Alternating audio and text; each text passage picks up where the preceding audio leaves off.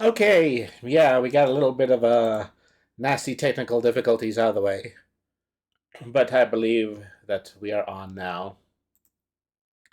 All right, so tonight we're going to be doing tabletop lore. We're going to have a fun little time looking at the second half of Fabula Ultima's core rule book.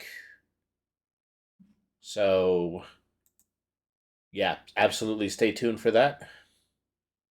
But in the meantime, this one's for you folks.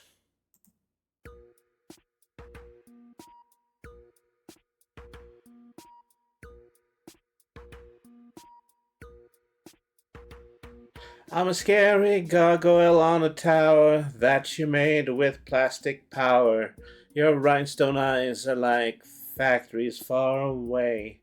When the paralytic dreams that we all seem to keep drive on engines till they weep with future pixels in factories far away.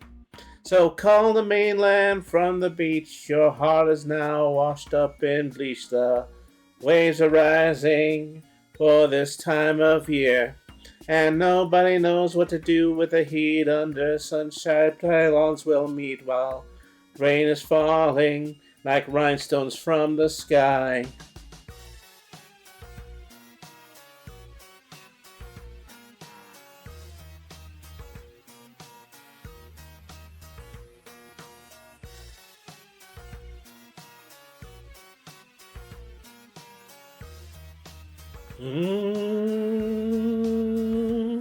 I got a feeling now my heart is frozen. All the verses and corrosion have been obstinate in my soul. I prayed on the immovable, yet clinging to the atoms of rock, seas and sea adjustments, signs of change. I can't see now, she said, taxi. Now that light is so I can see. This storm brings strange loyalties and skies. I'm a scary gargoyle on a tower that you made with plastic power. Your rhinestone eyes are like factories far away.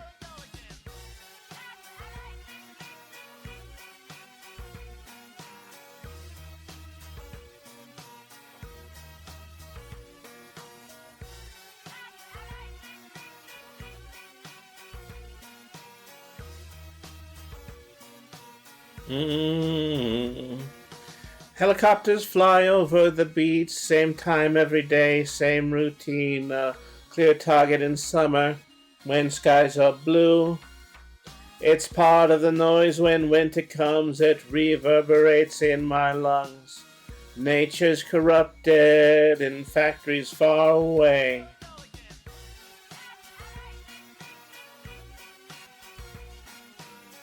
Your love's like rhinestones falling from the sky.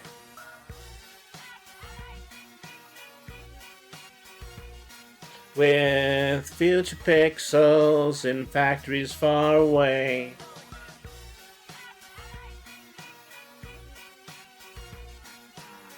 Your love's like rhinestones falling from the sky.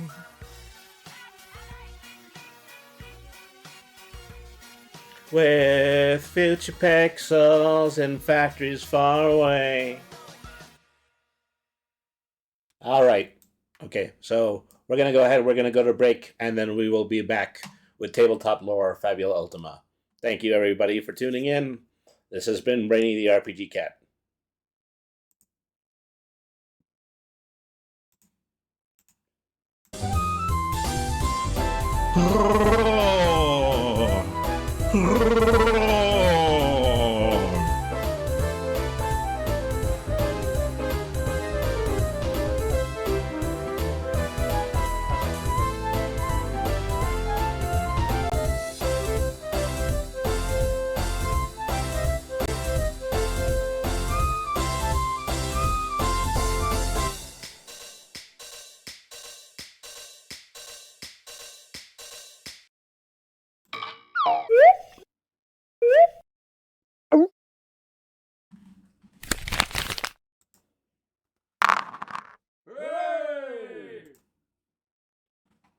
Hello, cats and kittens, felines and felidae, humans and variant humans, and every race, class, and subclass.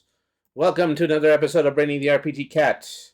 Tienerman Can, thank you very much for following. That is terrific. Thank you very much, and welcome to the Brainy Trust. I am Brainy the RPG Cat. I am a cat. I love RPGs, and I have a brain. If only. But thank you very much for tuning in. So we're going to go over the Fabula Ultima Tabletop RPG. This is our second show doing this. The first one, you're free to watch once again on my YouTube page. We're going to be going over character creation, which is a really important component about all of this. This is really interesting, particularly in terms of character creation, because you do have four main stats, and each one of those four main stats you have to pick out a set of dice between D6 and D12 in order to figure out, what is your... Oh, my channel is branding! Wow! Thank you for letting me know, Tierman Can. That's fantastic. Thank you very much for letting me know that. Oh, wow. This is the very first time that I have ever been on the main page. And, well, it's a little bit unfortunate because we're going to be going into commercial in just a second. I think I might have jumped the gun a little bit about that, but sorry. We'll be right back after this 2-minute word from Twitch. But, absolutely. This is the coolest. Okay, thank you very much for letting me know, Tierman Can. All right, so let me see. What can I do about this? Because unfortunately, we can't start the show until the ad is done. And this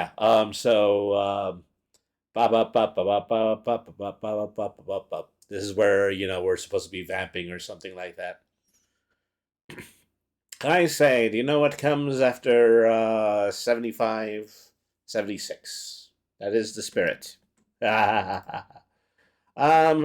Well, maybe with nothing else to do, I can actually just pull up another Gorillaz karaoke song. Why not?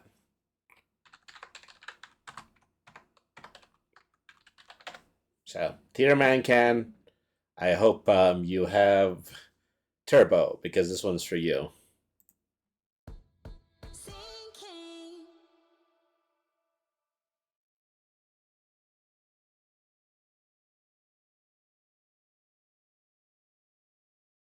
Feel good.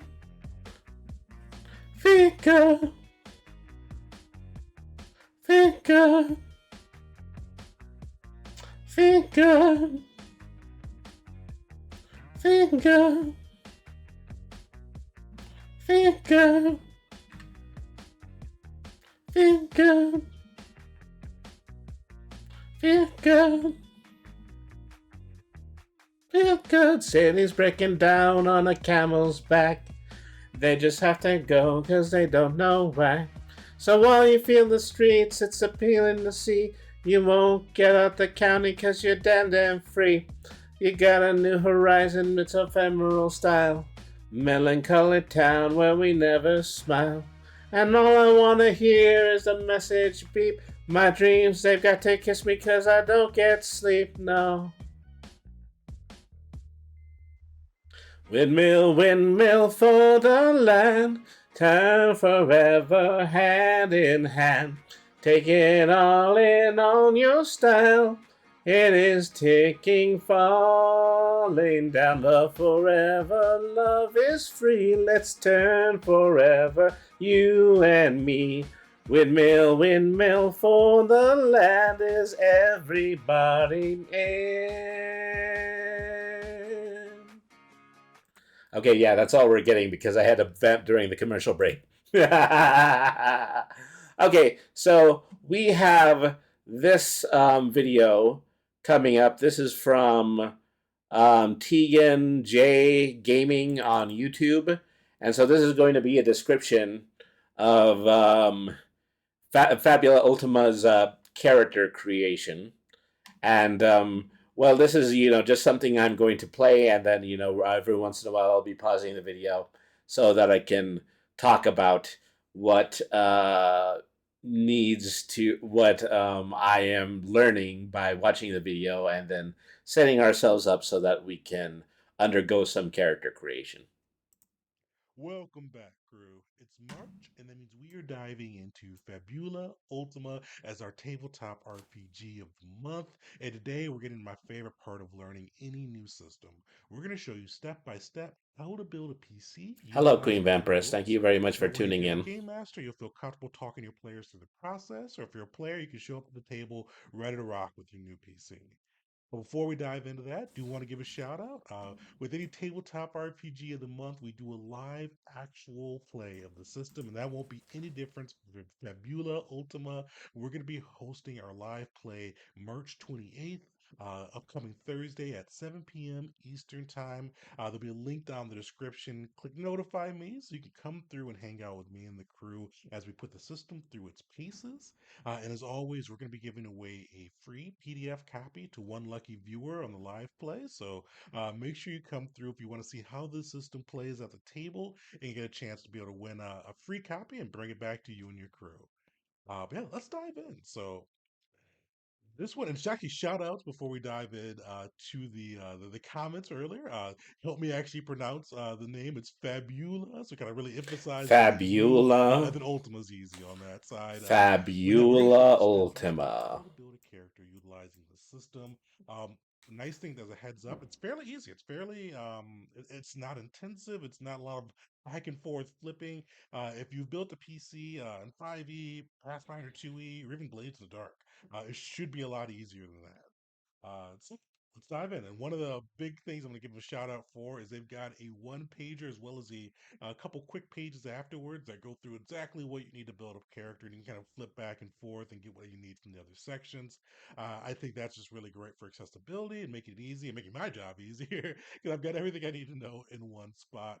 But luckily, this is a fairly straightforward build. Very kind of leans on the narrative side a bit, with some cool mechanics that go along to support the narrative. So with that, let's start it off. So we're gonna go through, and one of the big things we're gonna kind of the first three things, and this is really where it hits its narrative stride, is you're gonna figure out the person's identity, their theme, and their origin.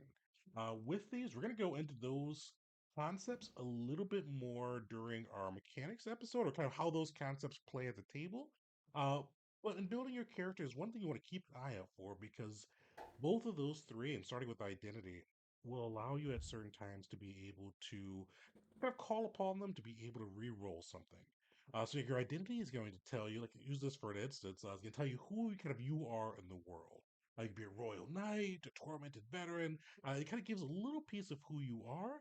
And sometimes when you're making skill checks, you could say, hey, this corresponds to your identity or theme and origin as we get into those later. Potentially you may be able to re-roll one of the dice and get a little bit of an advantage there. So with our guy, let's define our concept as we go through too. I wanted to build an exiled imperial guardsman. He used to guard the emperor's children with his life, but after the emperor was dethroned, he's been exiled and has no purpose now. He's just kind of wandering the waste, and it's kind of almost given in to some of his bitterness. So that's kind of the concept we're going there with the identity. Exiled Imperial Knight or Imperial Guardsman is what we're going to go for. That's going to be kind of his identity. That's going to be kind of everything that's kind of filtered through with him on that side. So we've got our identity. Nice thing, there's no mechanics that go along with this. It's just really kind of making sure that you get an identity that you can build your character around and make sure that you kind of give it enough oomph or enough openness to be able to invoke it in key situations while not making it cheesy where you invoke it too much. So we've got that. We were going to be our guy, and we're going to call him Kosovan, uh, exiled Imperial Guardsman. And then they give you some cool D20 tables to be able to roll if in case you're just having some trouble and can't think of something on your own. This is one, there's no mechanics outside of the invoke piece tied to it, so you can really get creative as you'd like to be for it. Now we're going to go into the theme. So the theme is kind of like the driving force behind your character. They kind of described it as if there was a whole thing about your character, what would be kind of the underlying emotion or underlying kind of tag along with that. So for our guy, he's exiled. He's kind of like he's still a little bit duty bound. But I would say it's kind of like remorse. Remorse and redemption are kind of his two pieces. And redemption, leave a little bit more. He feels that remorse of being exiled, of kind of failing his emperor when his emperor needed him the most. And now he's just kind of wandering, trying to see what he could do to redeem himself, but almost more throw himself a little bit of a pity party. Just really remorseful about the past, doesn't really see a future for himself. So we're gonna go. They advise you to kind of stick with the themes that are on there. So if we needed to, we could kind of fit this into duty a little bit. I think redemption could be a really great theme for him, and kind of same thing with identity. At different times when your theme comes into play during a roll, you can invoke that theme and potentially re-roll another dice if the game master allows, or narrator, I think it's called, and the system allows. So pretty straightforward on that side. So we've got our guy. He's a exiled Imperial Guardsman. His name is Kosovan. He was kind of his major theme is redemption and kind of split between remorse of what he feels are his failures and lack of future in the world. And we've already kind of created our origin with this. So the origin is just kind of where you're from, kind of what you came from. So he was an Imperial Guardsman. He lived in the Imperial Palace, serving the Emperor and his children, protecting them. But with the failure, with the emperor being overthrown, he was pushed out of that home and kind of forced to start wandering the roads. And the same thing with Origin, you can invoke it in certain roles. So pretty straightforward there. We've already gotten through the first, I think, three steps on that side. We're getting to the fourth step, which we're getting some cool stuff to the way they've set this up. Especially this system is based off of the old JRPGs, and one of the cool things I liked those systems, especially and Final Fantasy Tactics is the one that kind of was playing in my head right now. I loved how you could kind of mix and match the jobs and kind of get cool abilities from one jobs to be able to enhance out your unit or your PC, and you could do that exactly with Fabula Ultima. One of the nice things with is you start your PC at level 5, and with that, you could have anywhere between 2 to 3 classes that you're working with, and you have to have at least two. You can't have more than three. And you can mix and match features from these classes to kind of build out and customize the PC that you'd like. So we're going to take a look too, because one of the nice things they have as well is they bring out the classic characters, which kind of gives you a breakdown of what classes you'll need here. But we're just gonna kind of quick scroll through and kind of see which ones would fit our guy best. With this guy, he was an Imperial Guardsman. He's very martial, very just used to protecting others initially, but now since he's been on the road, he's gotten bitter, angrier, a little bit darker. So we're going to be using three classes for this, and we're going to go through and show you what you get for each class, and kind of give a breakdown there. So for this, Guardian was probably his initial class. So we're going to give him 2 levels of Guardian because he's used to protect the Emperor, used to protect the family. So he's going to have heavy armor. He's going to have martial weapons, all of that, or martial armor and shields, I should say, from Guardian. Also, now he's the bitterness has kind of consumed his heart, and uh, he's while it's eating away at him in a bit, it's almost amplifying him in another way. So we're gonna give him Dark Blade, which is gonna give us the martial weapons along with the armor, which is gonna allow us to use dark attacks drawn from our bonds. And with that, too, one last class, we're gonna give him Fury. Because with his rage, he's gotten a little bit reckless with his life. He's just angry.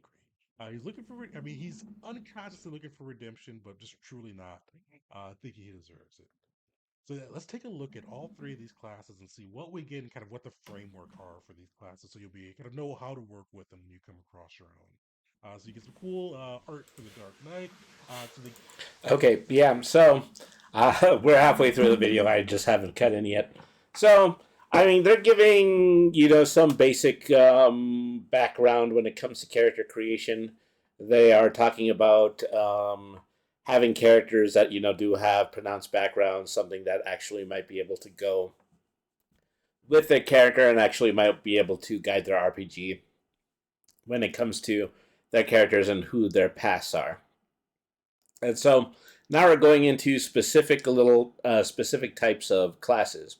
So probably the first thing that I knew as a preliminary is that this game does not specify too much when it comes to the name of a character class. They do put things together in a way where you can be a little bit more flexible. They provide the official name, which would be Darkblade, and then um, similar class names like Avenger, Black Knight, Death Knight, and also you have an option of picking two or possibly three of these classes, and that is probably something that they are going to explain to us as we move on. Um, so yeah, so we'll go ahead and we'll continue from there. So you get some cool art for the Dark Knight.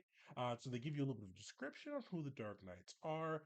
These are pretty cool. So kind of the tragic, some questions to ask, either as you're building your character, even just to kind of have in the back of your mind as the RP and kind of the story progresses, something you can maybe bring into the forefront of the RP and have a different way to connect with what's going on in the story or with your other party members. So with this, you get free benefits just from having at least one level in the class.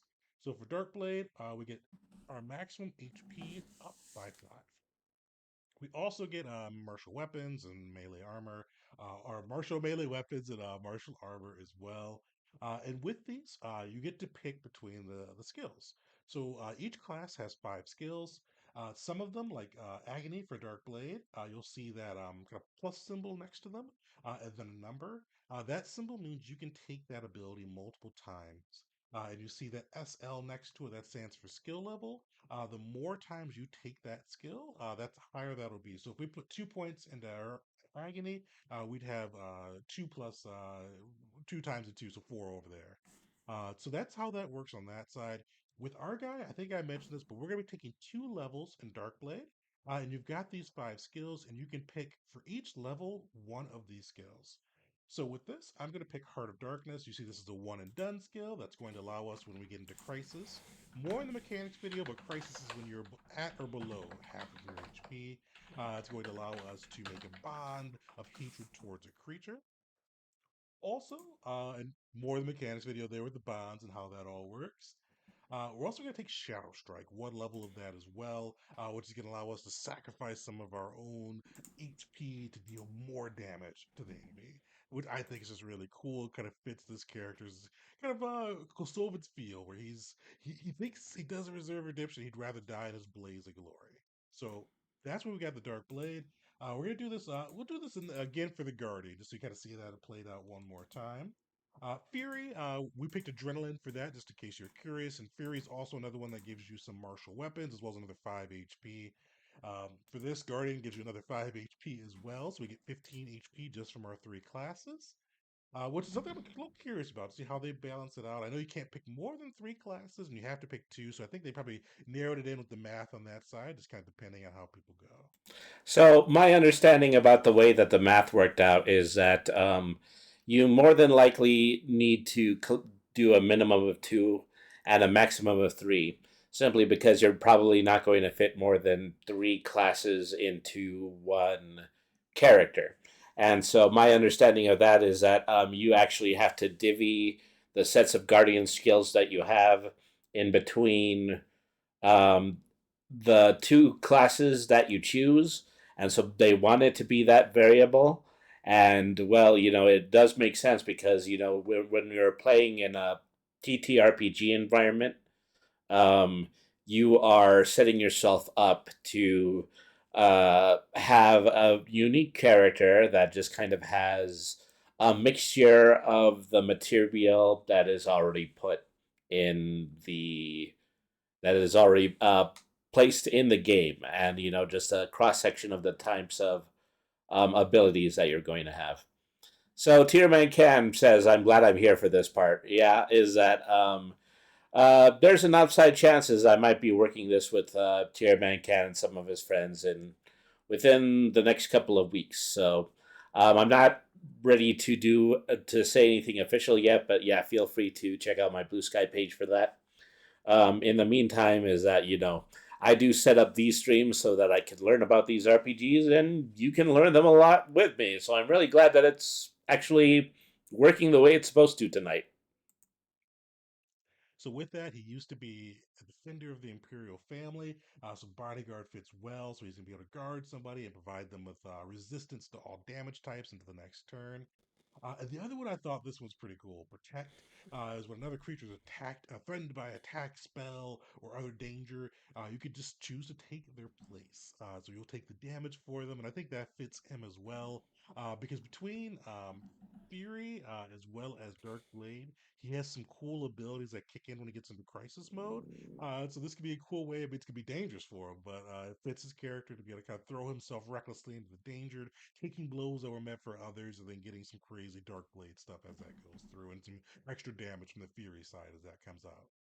So fairly straightforward. We build our classes out. So we've got three classes, 2 levels in Guardian, 2 levels in Dark Blade, 1 level in Fury, equaling level 5. Remember, we start at level 5 with this system. I think there's a prologue variant too. If you wanted to do something before you kind of hit that true stride, but they're starting you off as adventurers. It's kind of like the typical JRPG crew you kind of acquire as you made your way across your adventure. So that's classes. Pretty straightforward on that side. So let's go back to our checklist here. So we've done our identity, we've done our theme, origin, classes, we got our free benefits and skills. Now we're going to go through and determine kind of the size of our hit points and some of our starting attributes. Let's dive into that. So yeah, we did go over just a small amount of this the last time that I streamed on Fabula Ultima, and this was an incredibly intriguing part of the character creation that I liked. Is that every single dexterity score is between a D6 and a D12, and I had originally thought that you just put one of each of the four different types in your attribute scores, but that's actually not the case. Is that depending on how you choose your classes, your class will determine which of the die sizes is going to go in each slot, and that's something that we're going to figure out here. So the nice thing with this too is it's fairly, as you've seen, straightforward on this side. Nothing has been too crazy, and the attributes are the same way. There's three different ways you can set up your attributes. As you remember in the first impressions video, your attributes are going to be die sizes, so they could be anywhere between a 6 and a 10.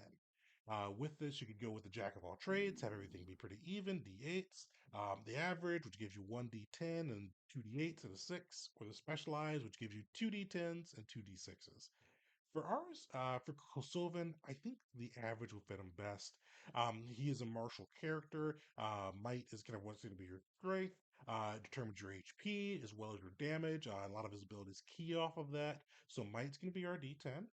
Dexterity determines your defense in this, depending on how you modify it with your armor. We're going to show you Kosovan's armor as well. So we're going to give that a D8. We're also going to give willpower a D8. He's definitely very driven, even though he's lost within himself. The last one is insight, which is kind of more on observation, understanding, and reasoning, and that's never been his forte. So we're giving him a D6 here. And these stats, too, as you see, will kind of determine some of our other starting ability points. But pretty easy. We've got our attributes, and now we're going to get into how to determine these points. So with this, you'll see there's a calculation for hit points. It's your character level. So we start at 5. That's going to be 5 times our character's base might die. Luckily, we with D10, so easy math. So the 10 times 5, so 50 plus the 5 from there, that's 55. One thing, and they mentioned this a little bit lower down. I wish they kind of mentioned it right in the formula. Don't forget to add your class bonus. So we get 55 just as a start, but since we took all martial classes and 3 martial classes, we get 5 HP from each, so adding another 15, which puts us to 70 HP to start with. So I'm a little curious how that balance comes through, but I know with only having to have 2 and 3, it probably keeps it pretty tight. All right. So basically, hit points and mind points, they're tied to the two classes that you're going to choose. Is that I guess whatever one is the majority class is, that's what you add to this formula. Um, level times level plus might. Um, Weapon master class gave him an additional 5, and 50 maximum mind points. Level 5 plus willpower 5 times her willpower of 8, and additional 5 mind points granted by the orator. And we'll look at that a little bit more when we open up the manual. But also, it's really just the fact that they have 3 sets of standard arrays, whether or not Your character is going to be a jack of all trades, using all d8s. An average has a d10, two d8s, and two d6s, or a specialist who has two sets of d10s and two sets of d6s.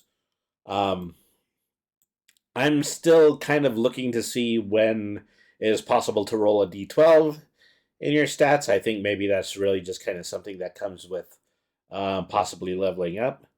But yeah, we'll just kind of go over that a little bit more when we have a chance to look at the manual. Um, so, I believe you're right about here. We get 5 HP from each, so adding another 15, which puts us to 70 HP to start with. So I'm a little curious how that balance comes through, but I know with Mm. having to have 2 and 3, it probably keeps it pretty tight.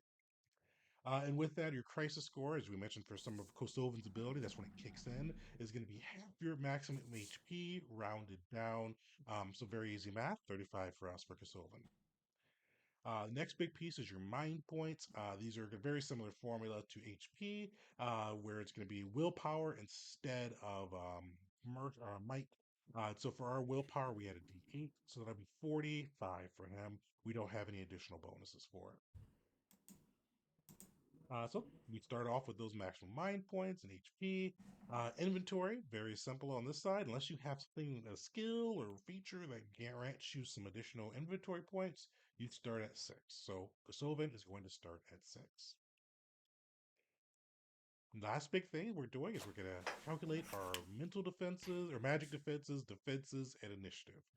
So defenses, super easy. Dexterity size, your armor will modify this, and Kosovan's going to be wearing heavy armor, so we're going to see what that changes them to. And your magic defense is equal to your insight die, so D6 on that one. He's not going to be the best defended against magic. And our initiative modifier is 0. Armor, once again, is going to modify that. We're going to be a little bit negative for Kosovan as a spoiler there. But you see, pretty fairly straightforward, really easy to calculate these through. This is definitely a system I think you could build a character in less than 10 to 15 minutes after you read through everything. But now we get 500 Zenit, which just really makes me think of like Zenny. If you guys played like the old Breath of Fire games from Capcom or Mega Man, like they always do Zenny. So the Zenit really just kind of brings that back to me there. You get 500 to start with. You can go through and buy your armor, weapons, and all of that. We are going to be buying a bronze shield, bronze armor, as well as a heavy or a light spear for Kosovan, and I'm going to show you those in the system. But one last piece I wanted to show you all before we get out of this section. You start off with 3 Fabula points, which we'll go into more in our mechanics video. But the other cool thing is you get some like cash to start off with. I know with all my games, it's always not to pet people, but something I always have to focus on to leave myself a little bit of extra gold to start for the adventure, the first adventure, because sometimes you can just go through and clean yourself out buying gear, and I definitely did for Kosovan. But with this, you get to roll 2d6 times 10, and that's the Zenit you'll start with, kind of with your initial savings, along with any additional savings you saved from your equipment, too. So I think that's just really cool. Give you some starting gold to play around with so you don't feel poor as you start into your adventure. So yeah, this is really good. As far as compared to other games, you would start with money. You would have to buy your equipment, and then you would just whatever remaining money would be the money that you started the adventure with.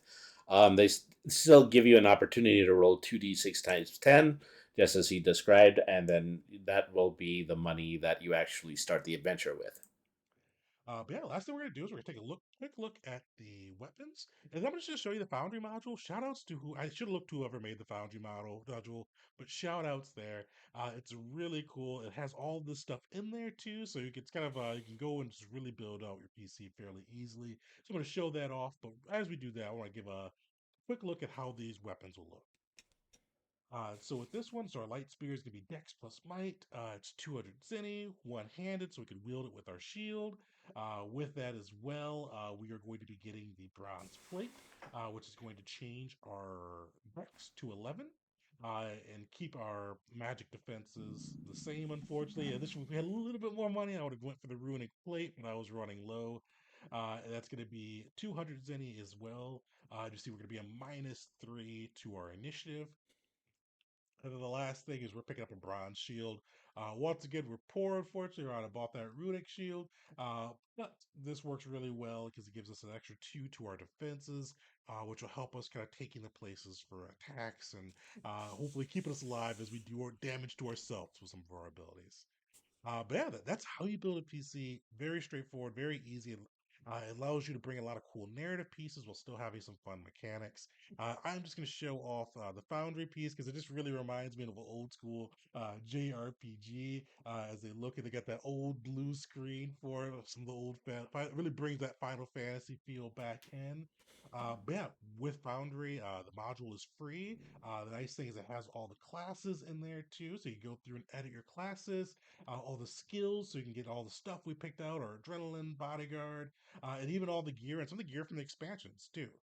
So we got our light spear and our I'm gonna have to stop him right there, and it's simply because I would love to be able to run this with Foundry, but I can't ask absolutely everybody to invest $50 in a piece of software so that they would be able to do that. I understand that a there is also some templates for this on Roll20. I also need to look into those. Is that probably more than likely if I was to ask anything of everyone, I would just ask them to log into Roll20. All right, so we're going to do a little bit of application of what we just learned here. Um, let's see. I need this right here. Okay, so I have um, the four pre-generated characters from the press start module. And this is on an edible character sheet, and then I also have an edible character sheet.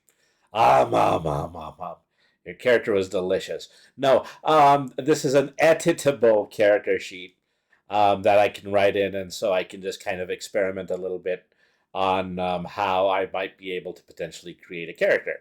So, um, let's take a look at who we have here. We have Blair Claremondi, pronouns they, them, dexterity of a d6, 10, 8, and 8. So as we know, that is the standard array for an average play character. All right, so has -2 as an initiative modifier. Gosh, that isn't very good. A defense of 9 and a magic defense of 12. And let's see. Traits, they're heir to the throne of Denova, so they're probably treated like a princess by some of the other royal characters in the game.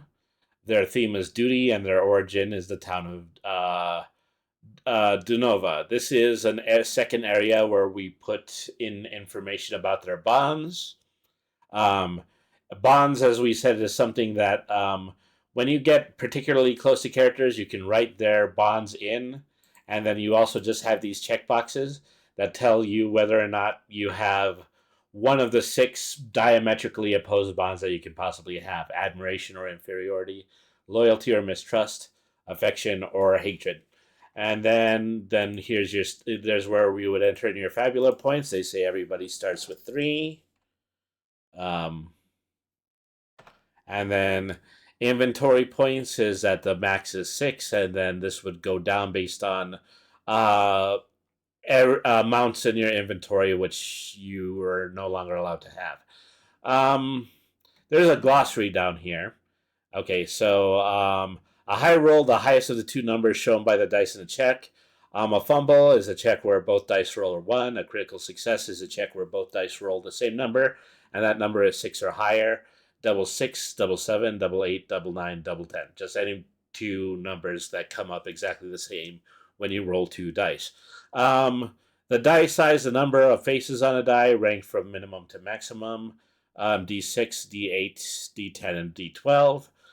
Vulnerability, where your HP loss is doubled, or resistance, where your HP loss is halved. And let's see, so we do have descriptions of remedies, elixirs, and tonics. I don't know if that's a glossary thing, but it is part of the inventory. In the event that you have any of these specifics, then you can heal 50 HP. You can gain 50 IP, which is what stands in for magic points, and then you have tonic. You have 2 IP, which recovers you from a status effect. Then you have hit points and mind points. With we saw how we did the calculation for that in the video. Equipment: 1 steel dagger, melee accuracy check is Dex and Insight. +1 deals HR +4 physical damage. So +4 to HR, that is high roll damage. So yeah, it would be the high roll of the 2 dice that you roll, being both check and insight, and then that does 4 physical damage. Sage robes, defense equal to dexterity, defense equal to insight. Dexterity +1 and insight +2, -2 to initiative. And then bronze shield is +2 to defense. Skills, encouraging. During a cutscene, you can use an action and spend 5 mind points to choose another creature who is able to hear and understand you. That creature gains 10 hit points and chooses dexterity, insight, might, or willpower. The creature treats the chosen attribute as being 1 die size higher up to a maximum of d12 until you start your next turn. At the end of the scene, whichever happens first. Lux targets 3 creatures, costs 10 magic points per target, checks inspiration and willpower. Each target hit by the spell suffers your high roll +15 light damage. That's a lot. A flash of insight: if you roll 13 or higher when performing the study action, you can ask the game master a simple question about the target of your investigation. The GM answers truthfully. If there is no predetermined answer, the GM invents one on the spot, and that answer becomes truth from this point on. Healing: target up to 3 creatures, 10 MP per target. Everybody automatically recovers 40 hit points, which is actually pretty close to full in the early levels. And actions: attack with your steel dagger, guard to gain resistance to all damaged types until the start of your next turn. Cast a spell or use an encouraged skill. Inventory: spend inventory points to create and use a remedy, elixir, or tonic on yourself or someone else. An objective: attempt to make progress towards a goal in the scene or require checks or a clock. Or study: make an double inspiration check in order to examine a creature. 10 reveals species, maximum HP, maximum MP, also reveals traits, attributes, defense, magic, defense, vulnerabilities, and resistances. A 16 plus also reveals what their attacks and spells are. All right, so this is another character. This is Cassandra, pronoun she, her. Dexterity, D6, 10, D6, D8, and D8. So this is also an average standard array character. Okay, so they have dexterity. So yeah, they have their highest stat in dexterity, their average stats in might and willpower, and their weakest one in insight. HP and MP is 50 each. Initiative and defenses is an initiative modifier of -2, a defense of 11, and a magic defense of 8. Equipment: heavy spear and a sage robe also. So what I'm particularly looking at, as opposed to Blair, whether or not Cassandra has the ability to have a significant amount of magic defense. There are 11 and 8, which actually seems a little bit low, but still average. A former captain of a Skyrider. Theme of doubt and is origined in Stormkeep. Skills: bone crushing. After you hit a creature with your heavy spear, you can choose to deal no damage.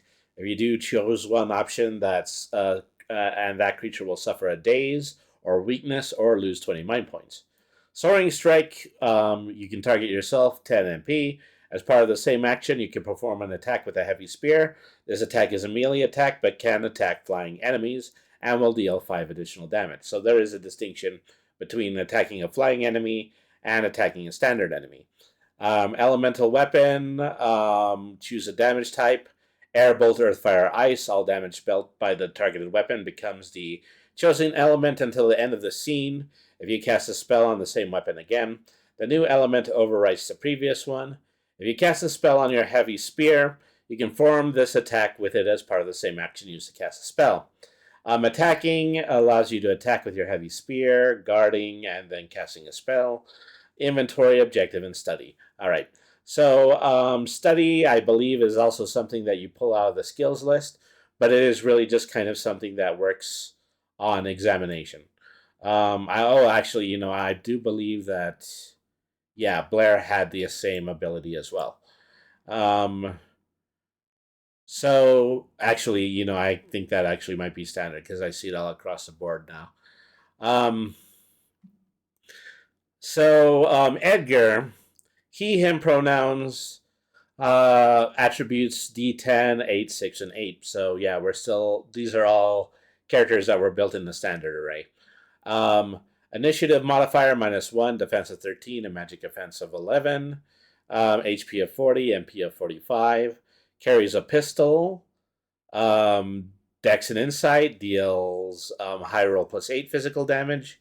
The travel garb is defense equal to dexterity and defense equal to insight, -2 to initiative. And a runic shield does +2 to defense and +2 to magic defense. Skills, barrage. When you attack with a pistol, you can spend 10 mind points. If you do, you may attack 2 creatures at the same time. Perform a single accuracy check and compare it to the defense of both targets to determine which of them are hit by the attack. The effects of the attack are the same for each target. After you hit one or more creatures with your pistol, you can choose to have the attack deal no damage. If you do, choose one option. Each creature hit by the attack suffers shaken, or each creature hit by the attack suffers slow, or each creature hit by the attack loses 20 mind points. Potion Rain. When you spend your inventory points to create and use a remedy or elixir, you can choose to treat that item on 2 creatures instead of 1. If you do, the item only restores half the normal amount of hit points to each creature. Attack and guard, inventory, objective, and study. And then finally, this is the previously mentioned Death Knight, Levine, Fallbright, pronouns she and her. Dexterity D8, D6, D10, D8. So still average stats. HP max of 70, that is with the armor added on, and MP of 45. Then we have an initiative of -3, a defense of 11, and a magic defense of 7. So for equipment, they have a melee greatsword. They do dexterity and might as opposed to the other characters that were all doing dexterity and insight. Oh, actually, Cassandra was also doing might. So 2 characters do dex and might, 2 characters do dex and insight. +1 deals HR +10 physical damage. The runic plate, defense is equal to 11, magic defense is equal to insight of 1. -3 to initiative. And then we have skills, adrenaline, and shadow strike. Adrenaline is if you have 35 hit points or less, your attacks deal 6 additional damage after you're below that 35 hit point marker. Shadow strike, during a conflict scene, if you have at least 6 hit points, you can use an action and spend 5 hit points to perform a shadow strike. You perform a normal attack with your great sword, but this deals 6 additional damage, and all damage dealt by the attack becomes dark type. So not only changing the status of the attack, but also adding 6 points on top of the formula that you would use in order to do physical damage. When another creature becomes a target of an attack, spell, or danger, this is this is the protect ability. When another creature becomes a target of an attack, spell, or danger, you can take their place. Any checks that are part of the danger, such as accuracy checks or magic checks, will be performed against you instead of the original target. You can declare the use of the skill before or after the checks have been made. If the danger already affects you, it affects you twice. Resolve both instances separately. You also can protect multiple creatures from the same danger. If you use a skill during a conflict, you cannot use it again until the start of your next turn. Then, actions of attack, guard, inventory, objective, and study. All right, so that is basically how character builds in Fabula Ultima look like. There's a couple of interesting things here. One is that the character's background appears to be written into the character sheet, identity, a princess not possessing a kingdom, but the dual classes that we have been talking about are also not particularly mentioned in the sheet, just in order to make that a more unique character. But just talking about the possibility of what your character's two classes might be is a way in order to create the concept of what your character is going to be in a more original way, which is really cool. That is a really interesting way in order to put together the basic character concept. All right, so I'm going to take a little break. We're going to go ahead and we'll run up the commercial. We'll be back after this 2-minute word from Twitch. When we get back, I'm going to open up the character sheet, and we're going to try to go in between the character sheet and the rule book, and we're going to see if we can apply some of the things that we just learned and see if we can develop a character. Okay, we'll be right back. Thank you, everybody, for staying tuned in. I do apologize for the commercial breaks, but they are necessary in order to keep the lights on around here. We'll be right back. You've been watching Brainy the RPG Cat. Stick around.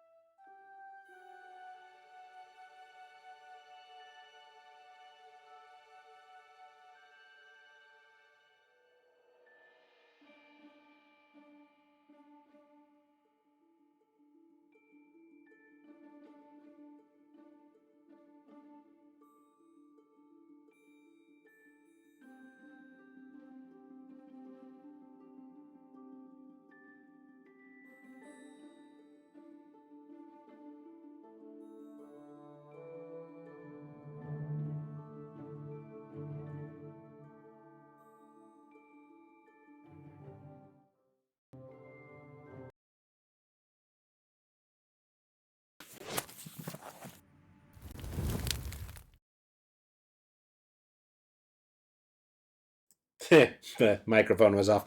Hello, everybody, and welcome back to Brainy the RPG Cat.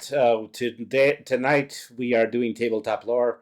We're talking about Fabula Ultima, and we are working on character design. I already went over some of the 4 default profiles, and now I'm going to make an attempt to make a character sheet of myself in Fabula Ultima. Okay, so let me see. Is that I think so? This is, as we've seen. This is largely just a one-page character sheet. Let me see these other ones. Keep a track of additional class information. You can only have up to 3 non-mastered classes, and keep track of any of the spells that you have put together, or any of the rituals that you may have. And they have check boxes and text boxes for all that additional material right there. Okay, so once again, making my name, Brainy, pronouns he and him, and him. Let's go ahead and listen to that overworld music again while we're doing this, so we don't get too bored. All right. So this is material from the Fabula Ultima soundtrack set that is comes with the full game manual. And so yeah, this game is so in swerve with the concept of putting together uh, everything similar to a JRPG, that it even has its own travel music, battle music, and I've also been just kind of testing some of this out to make sure that this music doesn't end up demonetizing any of my videos, so that it actually could be used when I do the actual stream. So let's see. So identity, librarian, theme, scholar, origin. How did they do origin on the other one? Oh, it doesn't matter because I already closed it. Um, so starting Fabula points are 3. Starting experience points, well, 0, but then I would get 5 of them afterwards. Okay, so now we have to look at the core rule book for the basic rules when it comes to classes. And so we will go. So right about. Can I double the pages? It's hard for me to tell because I'm using my browser here. I'm not necessarily using uh, official Adobe Reader. So let's see. Going into character creation, we need. Well, the anatomy of the character guide, page 34.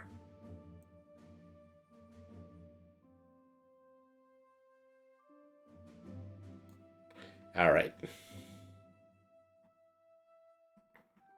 Couple of pages ahead. Origin, where the character comes from, their homeland. I'm probably going to be working with an original. I'm going to be creating an original world for the game that we're going to be playing. So I still need to figure out, what some of the different lands and the maps are. So let me see. Bonds, Fabula points are, standard is 3. And character level, classes and skills, attributes, dexterity, insight, might, and willpower. And so, suppose I did want to make them that standard character that I did. That means that on this sheet, I have a 10, an 8, and an 8, and a 10, an 8, and 2 6s to go through. Of course, insight probably has to be the biggest one, so that gets to be the 10. The dexterity is going to be, has to be one of the 8s because it has to be stronger. Willpower also strong, but then insight, well, might would actually be the weakest because I'm a kitty, because I'm like 2 feet tall, not that strong. All right, so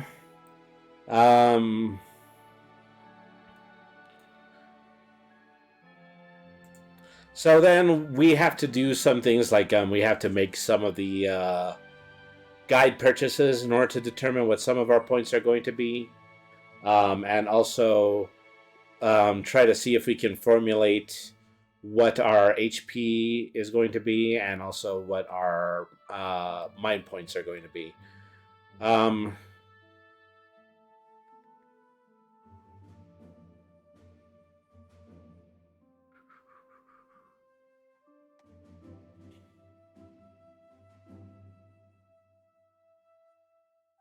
so some opportunities, attribute checks, difficulty levels. Okay, this is all checks. Um, let's go back to the table of contents. Um,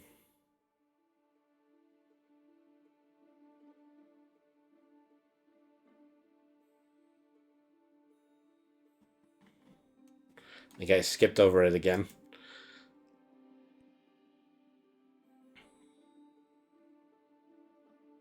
No, there's just that many pages in the forward. Um,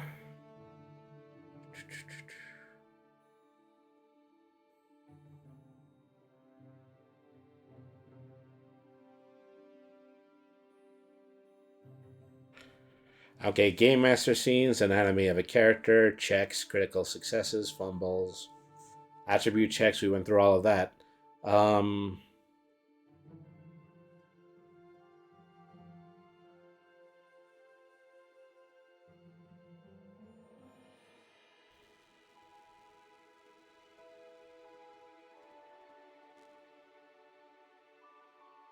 Villain, sacrifice, surrendering.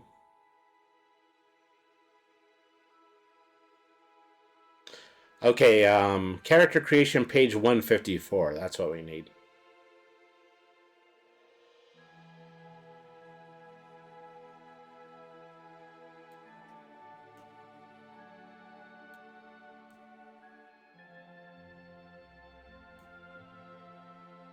All right. Creating the identity. You know, um, just have your handy creation list right here. All right.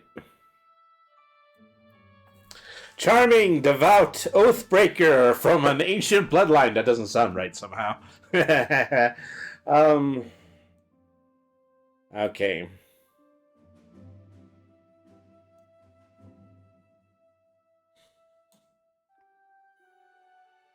So yeah, this is just a short list of all of the ones that we're going to go through here. Arcanist, Chimerist, Darkblade, Elementalist, Entropists, Furies, Guardians, Lore Masters, Orators, Rogues, Sharpshooters, Spiritists, Tinkerers, Wayfarers, and Weapon Masters.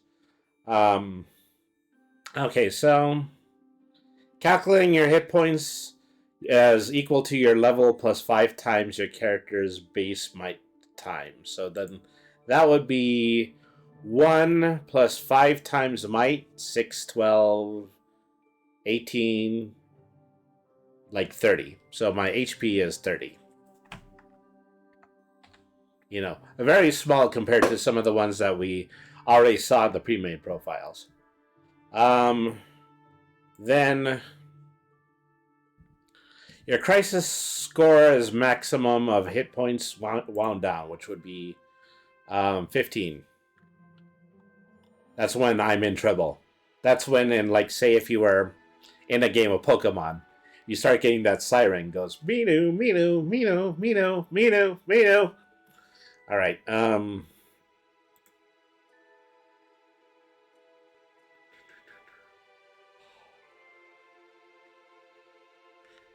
So then, mind points, 40 maximum hit points, 5 times her might of 6, which is again 30. So, yeah, so level 1, then 30, then an additional 5 hit points granted by the class, then 50 maximum mind points. Do I get extra HP points for that? No, I guess not. And 50 maximum mind points, level 5, plus 5 times her willpower, and an additional 5 mind points gained by the order class. Okay, I'm going to go back and I'm going to do that math again in a minute. But first, Maximum inventory points are equal to 6. Everybody has a full at the beginning. So let me see. Where do I put that? I have just a backpack list right here. So I don't know exactly where to put that, but let's just write it in that section. 6 inventory points.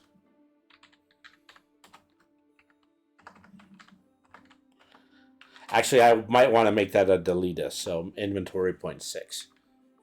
All right.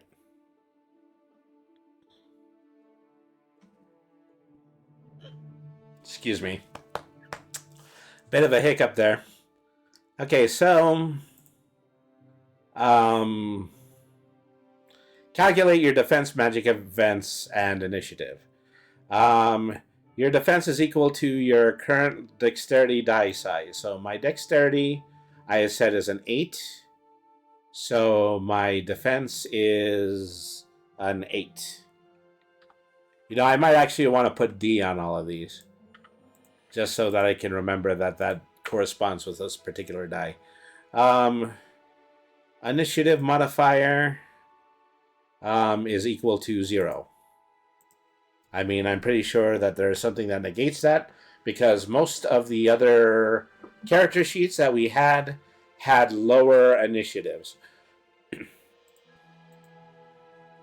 Your magic defense is your current insight die, which is a 10. So that's a 10D. All right. So let's see what else we can enter here, because now we got to go through the classes.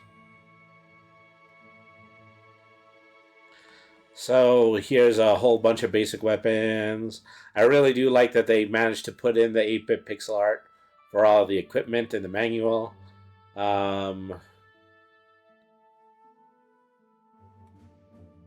what is this list? Classic characters.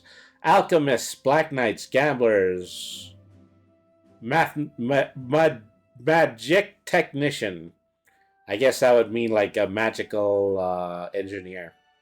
Okay, so let me see. Arcanist. So Arcanists, they are considered to be the same as avatars, chosen ones, or summoners. These are the people who actually create personas, or stands, or name your favorite anime series where some gigantic ghost thing based on a mythical creature is attacking instead of you, because that's basically what's going on there. All right, so that's Arcanist.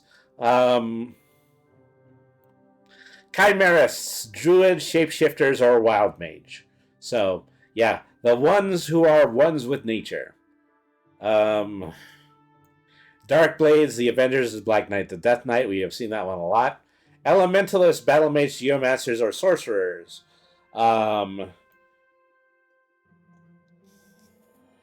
Entropist, Astromancer, Chaos Mage, or Gambler. I might want to consider this one, but I'm still going to go through the rest of the list to be absolutely sure.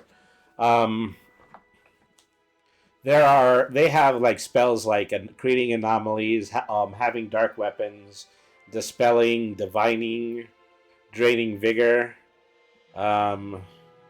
Furies, berserkers, brawlers, Vikings, or monks, if you prefer.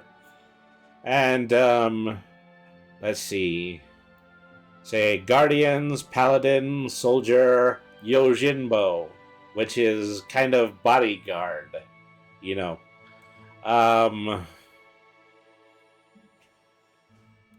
So Lore Masters, Archivist, Cage's Scholar. This is definitely one of the 2 classes I'm going to pick. And then let's see, we have Orators, Ambassadors, Diplomats, Entertainers, or Bards, if you prefer. Rogues, Bandits, Ninjas, or Thieves. Sharpshooters, Archers, Gunslingers, or Snipers. Spiritists, Healer, Priest, or Witch. And let's see, Tinkerers, Alchemist, Magitech, Engineer, or Mechanic, or Artificer. And yeah, that's everything that is in this set. Okay, so oh, actually, no, there was just a few extra pages there. Wayfarers are adventurers, explorers, and treasure hunters. Weapon masters, fighters, ronins, or warriors, or samurai.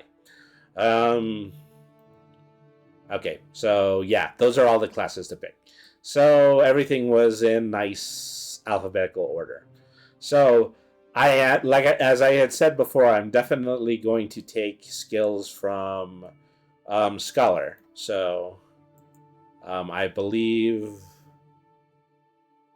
OR. Oh, so then I have to go back to, yeah, Lore Master. Um, so Lore Master skills, Flash of Insight. You get a result of 13 or higher on a check performed to investigate. Um, uh, so out of these is that I have to think. Um, so first of all, as a lore master, I do get the ability to increase my mind points by 5. So let me see. My total mind points was, oh yeah, we didn't calculate that yet, so we'll just put the 5 in there for now. Okay, so then lore master skills is that flash of insight. When you get a result of a 13 or higher, this includes the study action. You can ask the game master up to your SL questions. Your SL questions are your that was on the other sheet, not this one. Concerning the subject of your investigation. So yeah, increase rolls on insight. Focus, permanently increase your maximum points by times 3.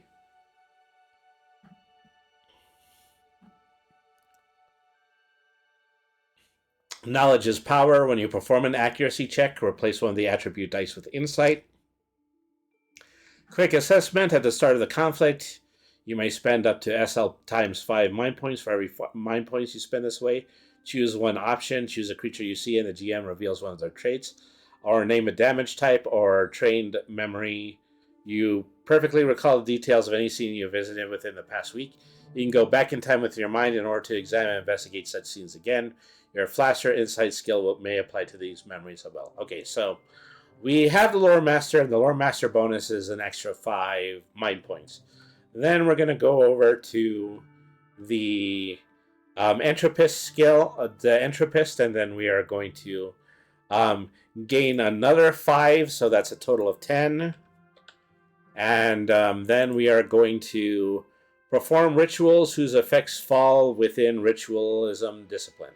So those are just sets of spells that we can just add to our character sheet because they are skills that you would know as an entropist.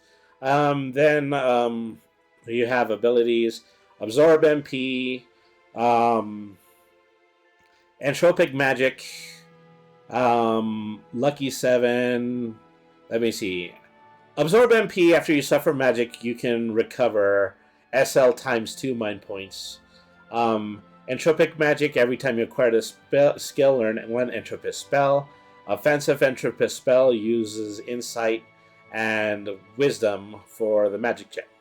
If you are a lucky number, lucky 7, if you're a lucky number at the start of each session, that number is 7. Once per scene, after you roll dice for a check, you may replace the value shown on one of those dice with your lucky number, even if this would be an impossible value, such as a value of a 7 on a d6. If you do, the replaced value becomes your new lucky number. So that's just something that you have to keep track on when your sheets. So lucky number. Well, supposing I want to actually take the skill. But, okay, so Lucky 7, and then Entropism, you can perform rituals whose effects fall within the Entropism, Discipline, okay, yeah. Stolen Time, during a conflict, you can use an action to interfere by spending up to SL times 5 mind points. For every 5 mind points you spend this way, choose one option. A creature suffers slow, or one you see suffers slow, or one enemy that you see suffering from slow loses 10. Or one creature you may perform the equipment action for free, or choose one ally you see that is during this turn, during this round. That ally may make their turn immediately yours during this round. Each option can only be chosen once per use of the skill. Entropist spells. Okay, this is really just kind of the spell list that applies directly to the character. So,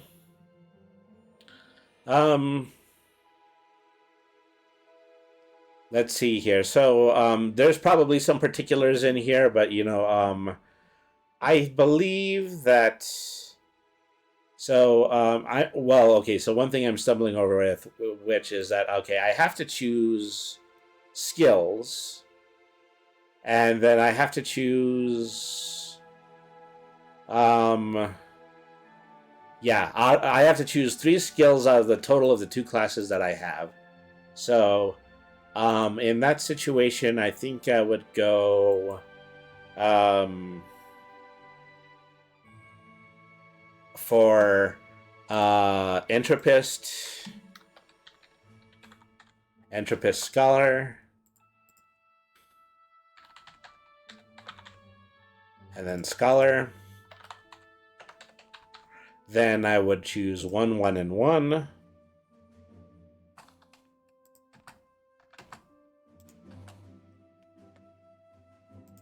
Unless I wanted to put, more potential into another spell, etc.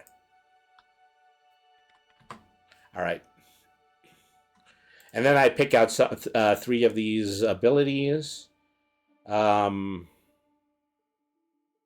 a little different from spells, but yeah, these are specific skills. So I definitely would go with Lucky 7 as just the ability in order to increase or decrease die rolls.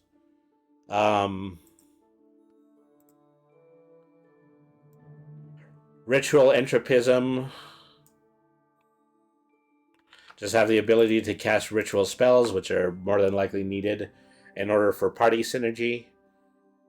And then from Scholar,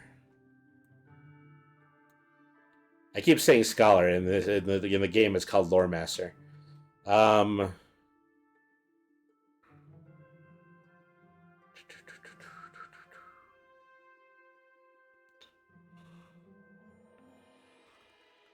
So,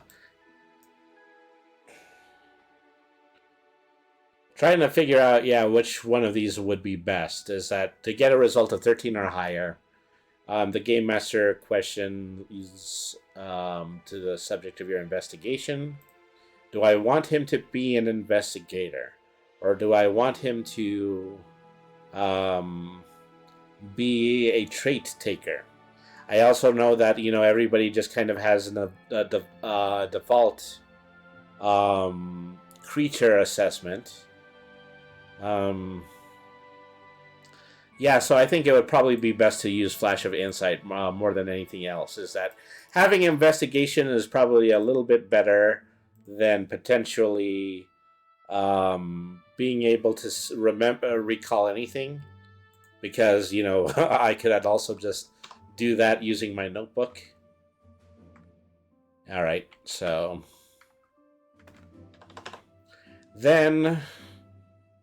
So fill out those sets, and then we're supposed to equip with spells. So we already know, as a result of spells, is that anything that is a ritual spell is already free for me to use. And that would be under the Entropist list.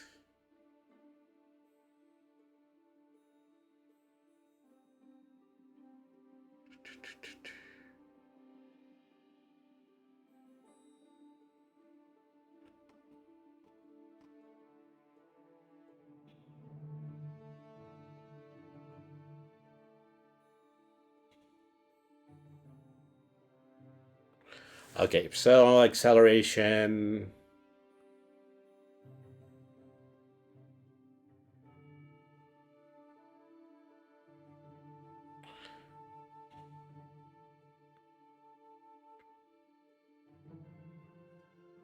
Still trying to see where the ritual spells are. So how did this work again? You may perform rituals that whose effects fall within entropism. So the ritual spells are marked. Well, no, the red lightning bolt is the offensive spell.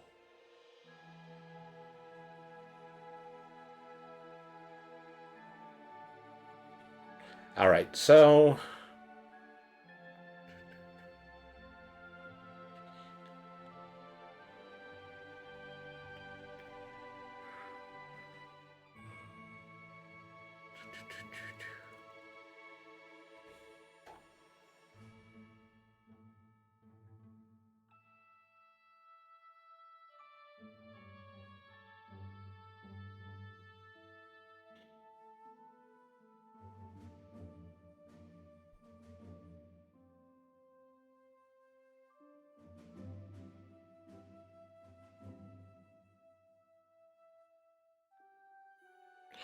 yeah, the ones marked with a lightning bolt are offensive spells and magic check. Okay, so then what is a ritual spell? Let me do a search in the manual.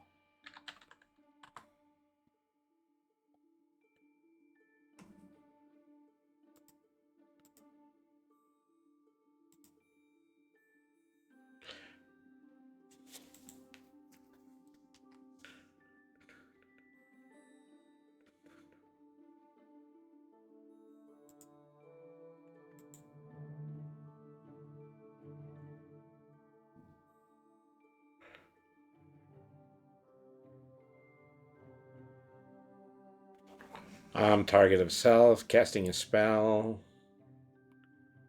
With the spell effects.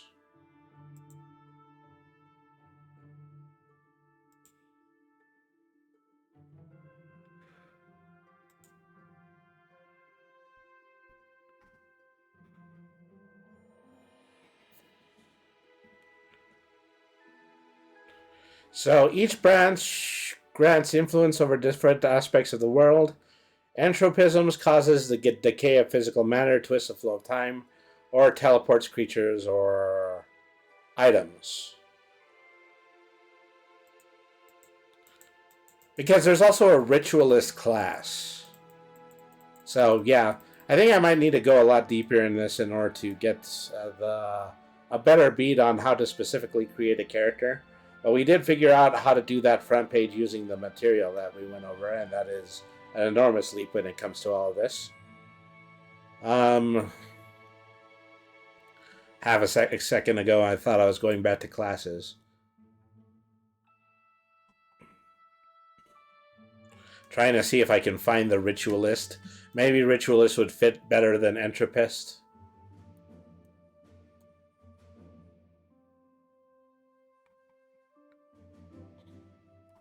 That's just rogue, sharpshooter, spiritualist, healer, priest, or witch. Has healing power, spiritual magic, support magic, vis magic. So yeah, I might need to go a little bit more specifically when to how to create a character. So I don't know if I want to separate and then make a part 3 for this, or if I just kind of want to explore it at this point. But yeah, for the time being, I think it is just probably be good to move on to our final segment of today's show. Is we're going to watch some of a. They close that off. Okay, we're going to watch some of a actual play of Fabula Ultima. This is a video from Voices of the Dungeon on YouTube. All right, peeps. Welcome back to Fabula Ultima. My name is Josh. So yeah, we're going to go ahead. We're going to take a look at this, and then we're just going to see a significant amount of the game play out, so we can get better oriented about how role play and turn order works in this. All right, peeps.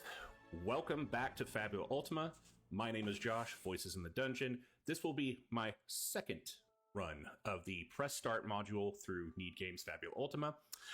It is a one-shot module that is more of a tutorial-based onboarding to show how the game runs at face value. There is many beautiful things about Fabula Ultima that make this game have character beyond other TTRPGs, in my opinion, but this module is exclusively to show how the game mechanically works. In most Fabula Ultima games, you would start with world building with your GM and your players, and then once the world's built, you would build the characters of why they exist in the world and go from that. Yeah, this is all based on the Press Start one shot that you can download from free at drivethroughrpg.com.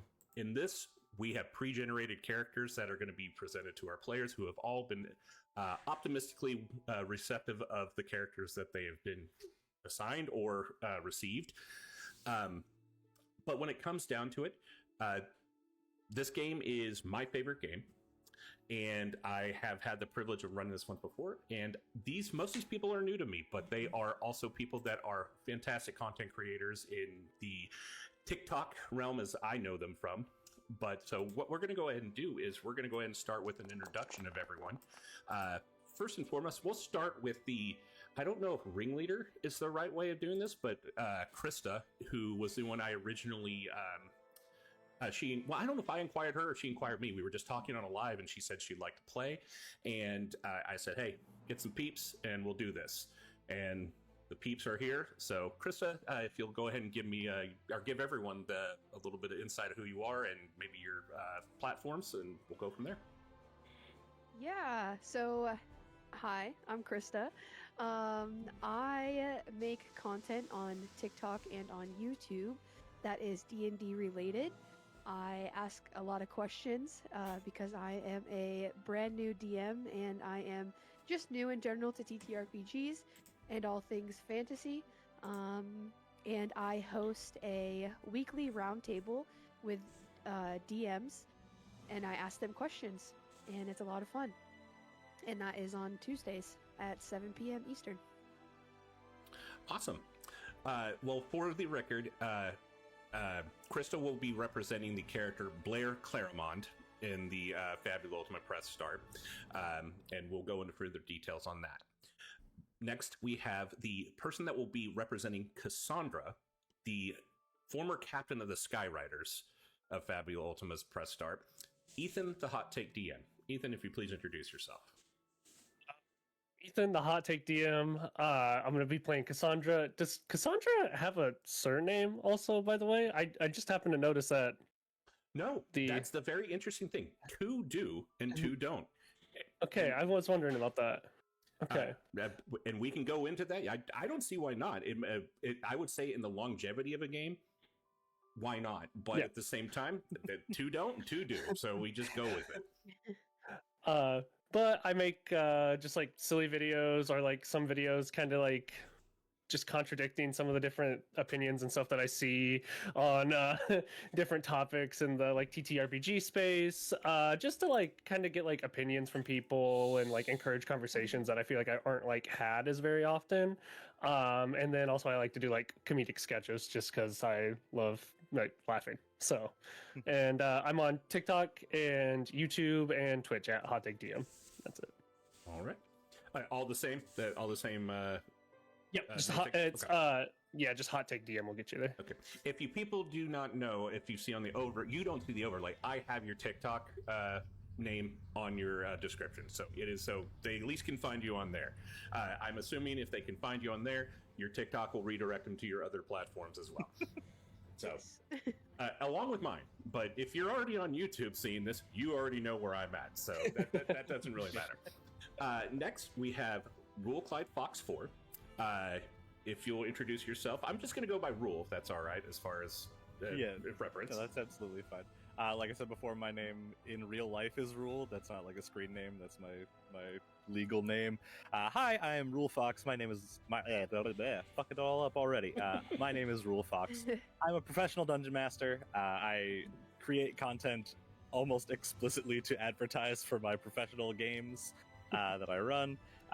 But that's not entirely true, because now I'm doing like video game streaming and I talk about game design a lot. I know a lot of designers and indie game makers and I try to support them and show off their stuff, which is perfect because Fabula is an awesome indie game, and I'm very excited to play this. Yeah, that's me. I just talk about games. And I apologize if we didn't bring up. You will be playing Edgar from Fabula Ultima. Okay, well then we're going to go to the last, but certainly not the least. A person that has already played this game with me and has already ran the gauntlet of all the mechanical lectures, but she's reprising her role as Levine Fulbright, and she is ready to break some skulls. Kara, if you would please introduce yourself. Absolutely. I am Kara. That is actually my name, and I go by KaraFish27. Every place that has handles that I have bothered to create a handle for. So mostly TikTok.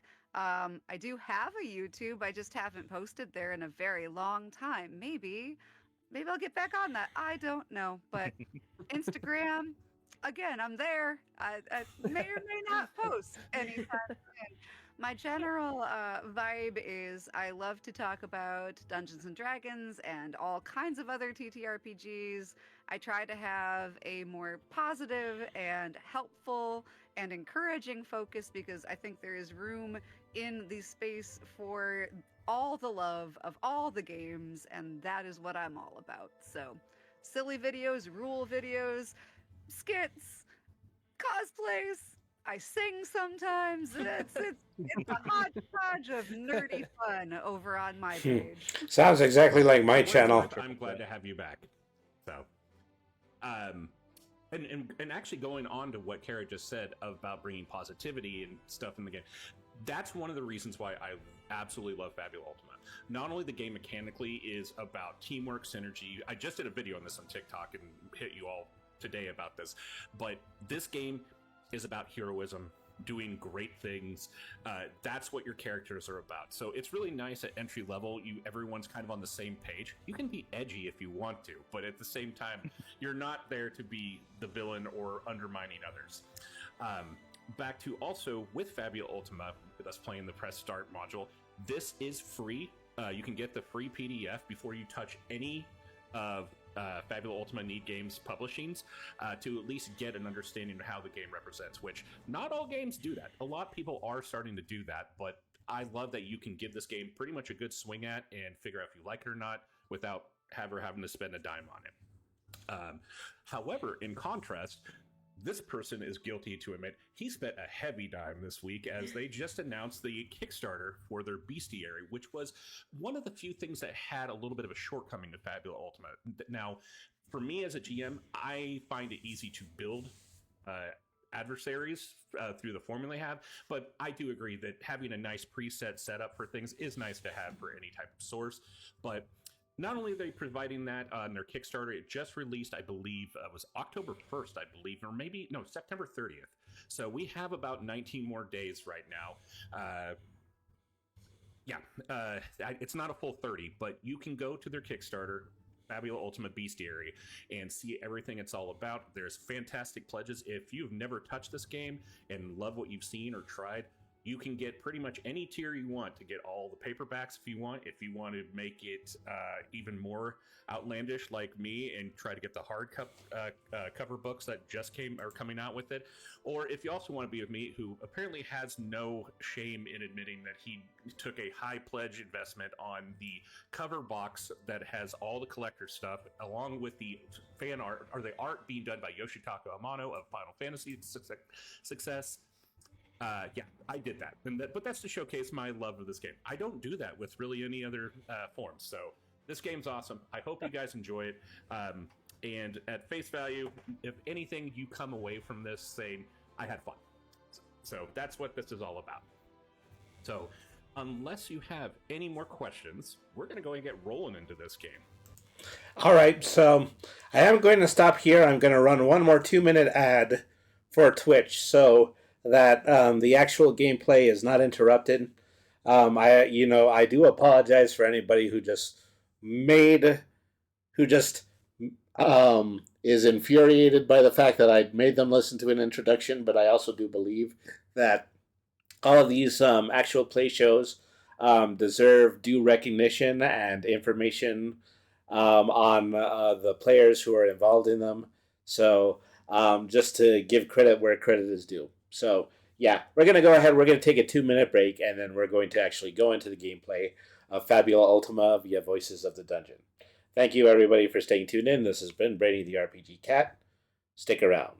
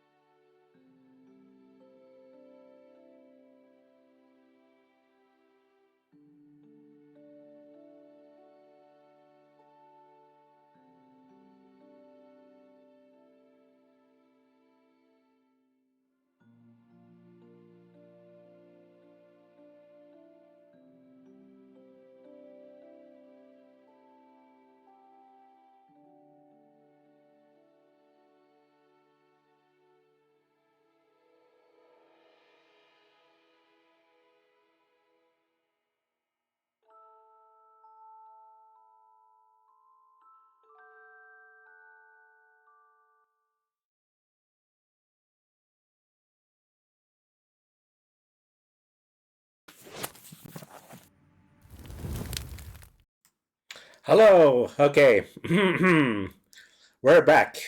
Oh, what are you going to do with the fish? I don't know what you want to do in the fish. Wrap it in some newspaper, put it in an aquarium, mash it up and make it into an onigiri.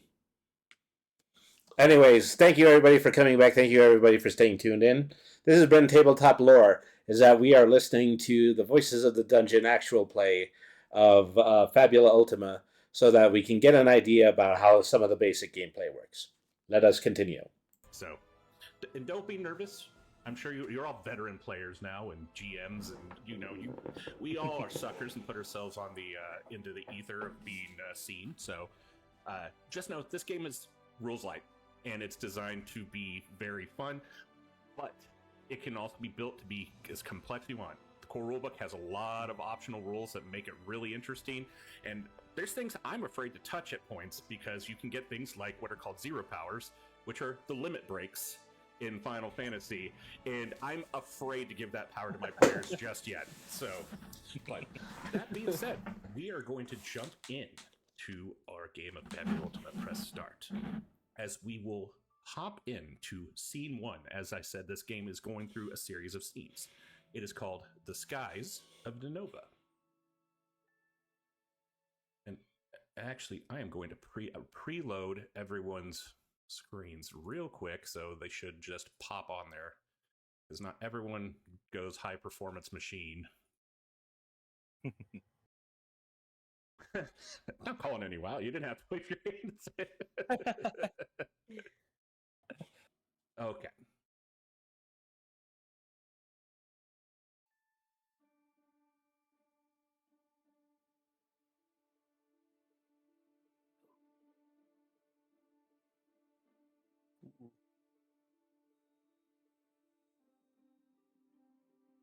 Our story begins on a small airship sailing above a forest surrounding the city of Denova. Piloting the airship is an old man named Leon, who begrudgingly accepted the transport you near an ancient ruin known as the Crater of Megiddo, a once great city of magic that was devastated by a magical cataclysm in the past. There's only one power that I want, the power of atomic. Many powerful and terrifying secrets. You don't get to blow up absolutely everything in the scenery, Reaper. Of Alonia have been spotted in the area. Why are our heroes? There are powerful mages here, and they will turn you into hamsters. Their father, King Roland, decided not to take action against Alonia. But Blair disobeyed his orders and gathered a group of exceptional individuals to personally investigate the situation.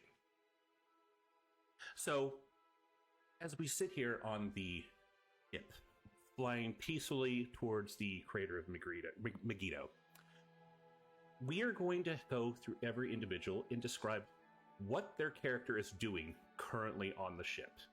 I'm not always going to spotlight Krista, but the fact that Blair Claremont is the one that is helming this expedition, what is she doing at this moment on the ship? Blair is kind of nervously walking around the ship, doing rounds, checking on what everyone is doing, seeing if the captain is paying attention. She's just very nervous right now.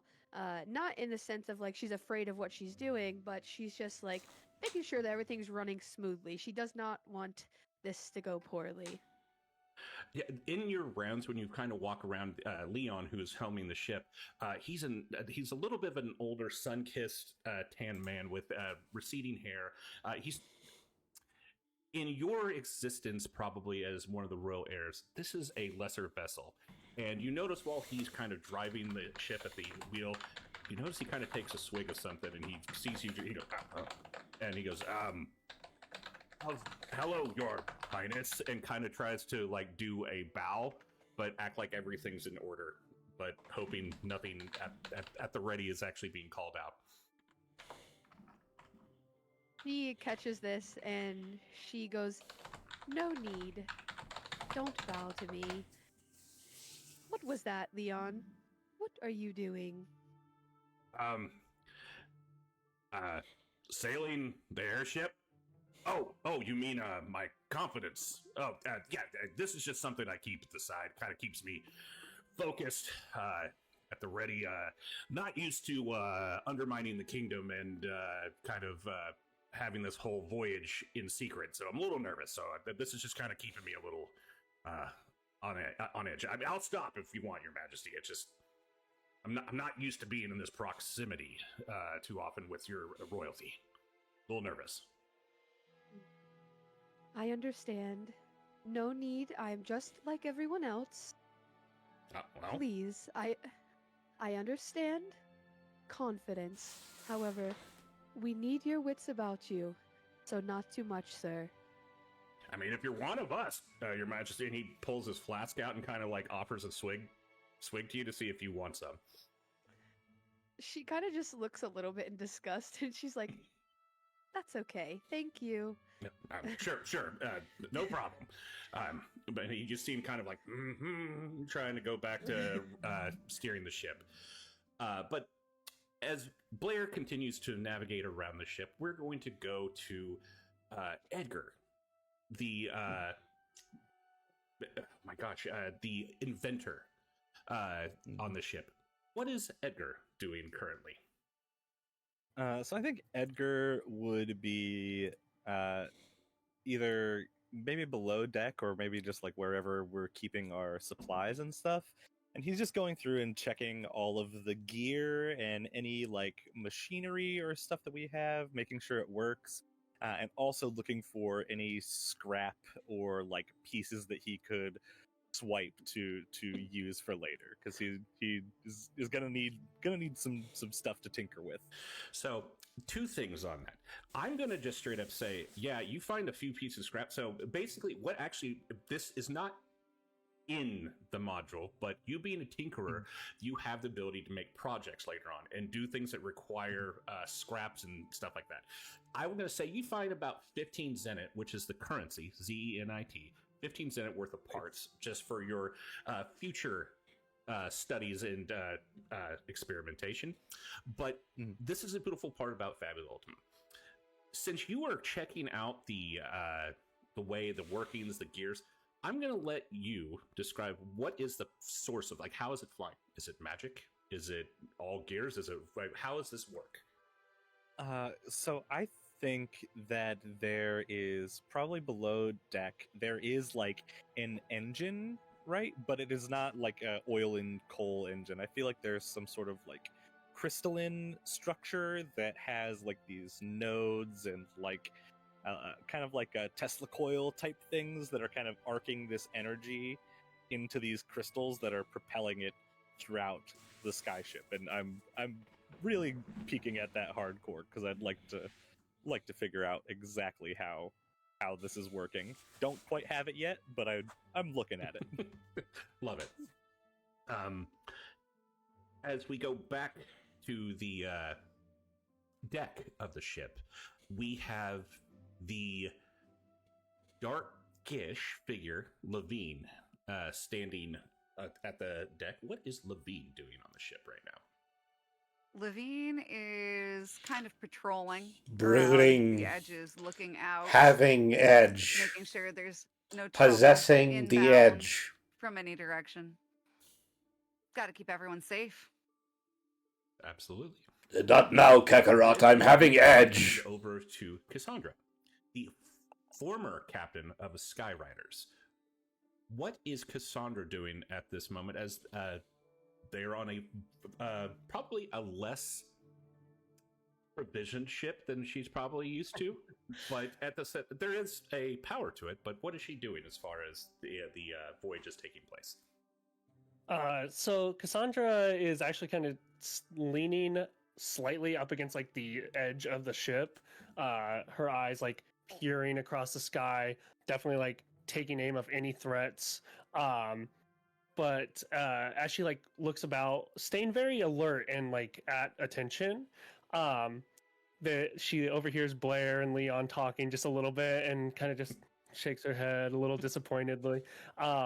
And you can see there's almost a bit of a concern on her face as she kind of spins her spear, leaning on it just slightly, almost like some sort of nervous tick a little bit as she spins it just in her hand.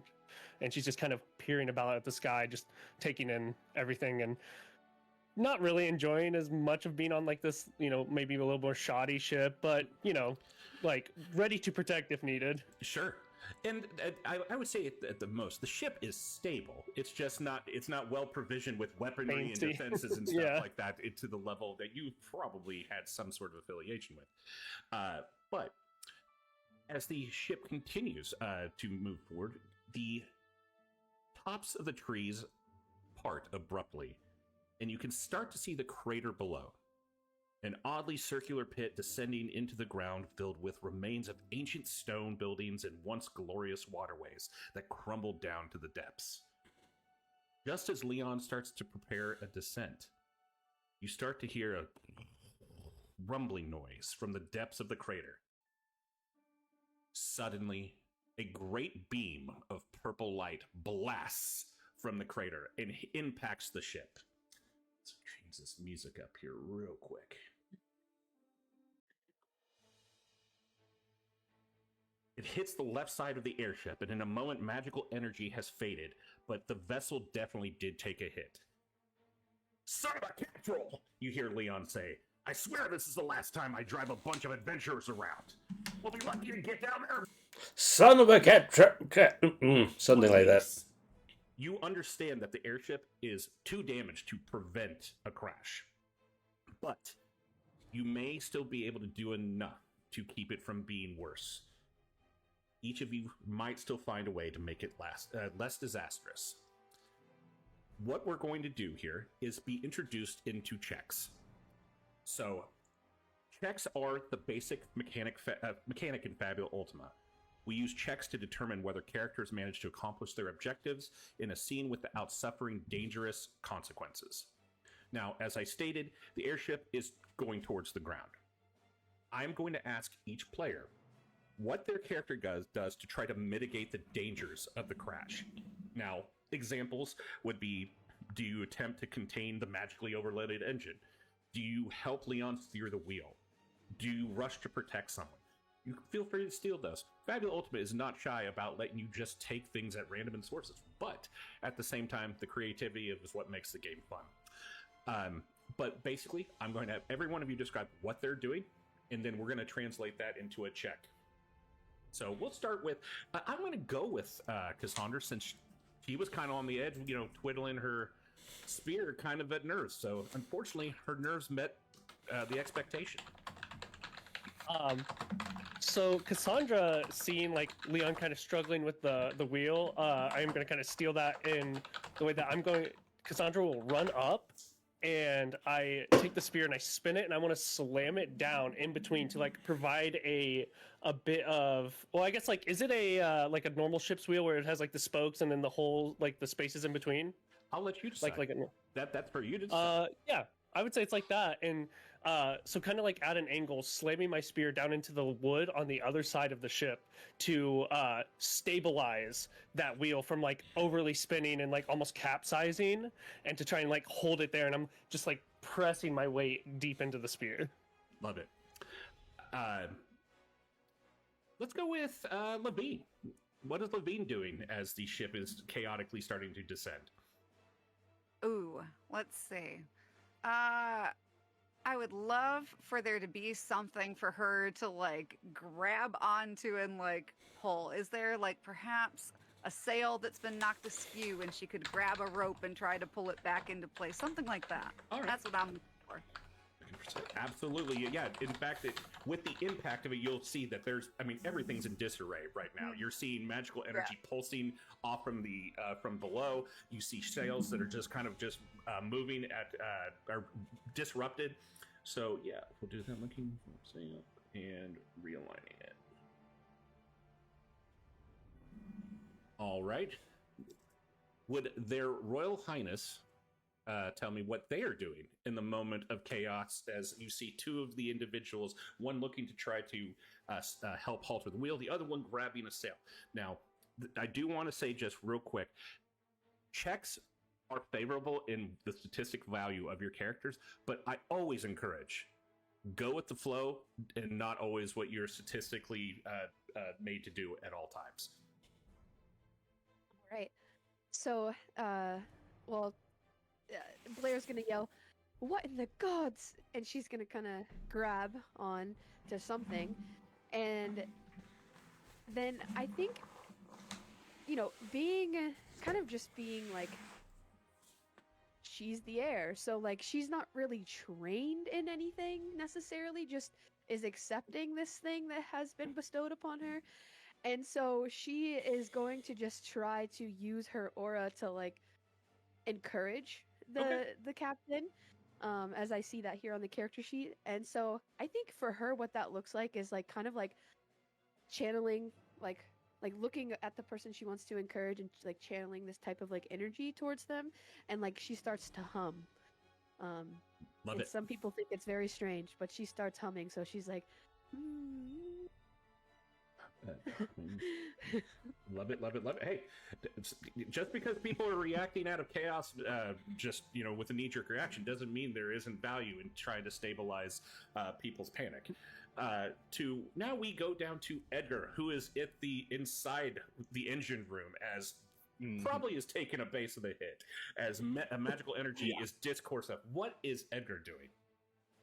So I imagine there, like, a beam of energy has hit this ship. So I imagine there's like a hole blown in the bottom of it. So I can like see the ground coming toward us a little bit, and I'm like, I'm gonna like panic and grab my tools and like, shit, oh shit, and I'm gonna run, and I'm not gonna try to repair the engine. What I want to do is like, how like there's that myth of when if an elevator starts to fall, you could jump and like survive when it hits the ground. I want to try to overload this engine for a burst right before we hit the ground. So it's like a and we hit the ground a little bit more softly. Love that. That's fantastic. Okay. For my personal notes, I'm just going to call it overload elevator, so that reminds my brain what you were describing. So as you've all described this, we are going to perform checks here in just a moment. And as I was stating, checks are based off your attributes. If you look on your character sheet, you have 4 attributes: dexterity, insight, might, and willpower. Dexterity is speed and coordination, insight is intuition and observation, might is strength and toughness, and willpower is charisma and determination. Now, on the character sheet, as explained earlier, you notice that there is dice numbers. Those are the representation of your character's checks. So, in the sense of let's say, I'm just going to use an example using Leon.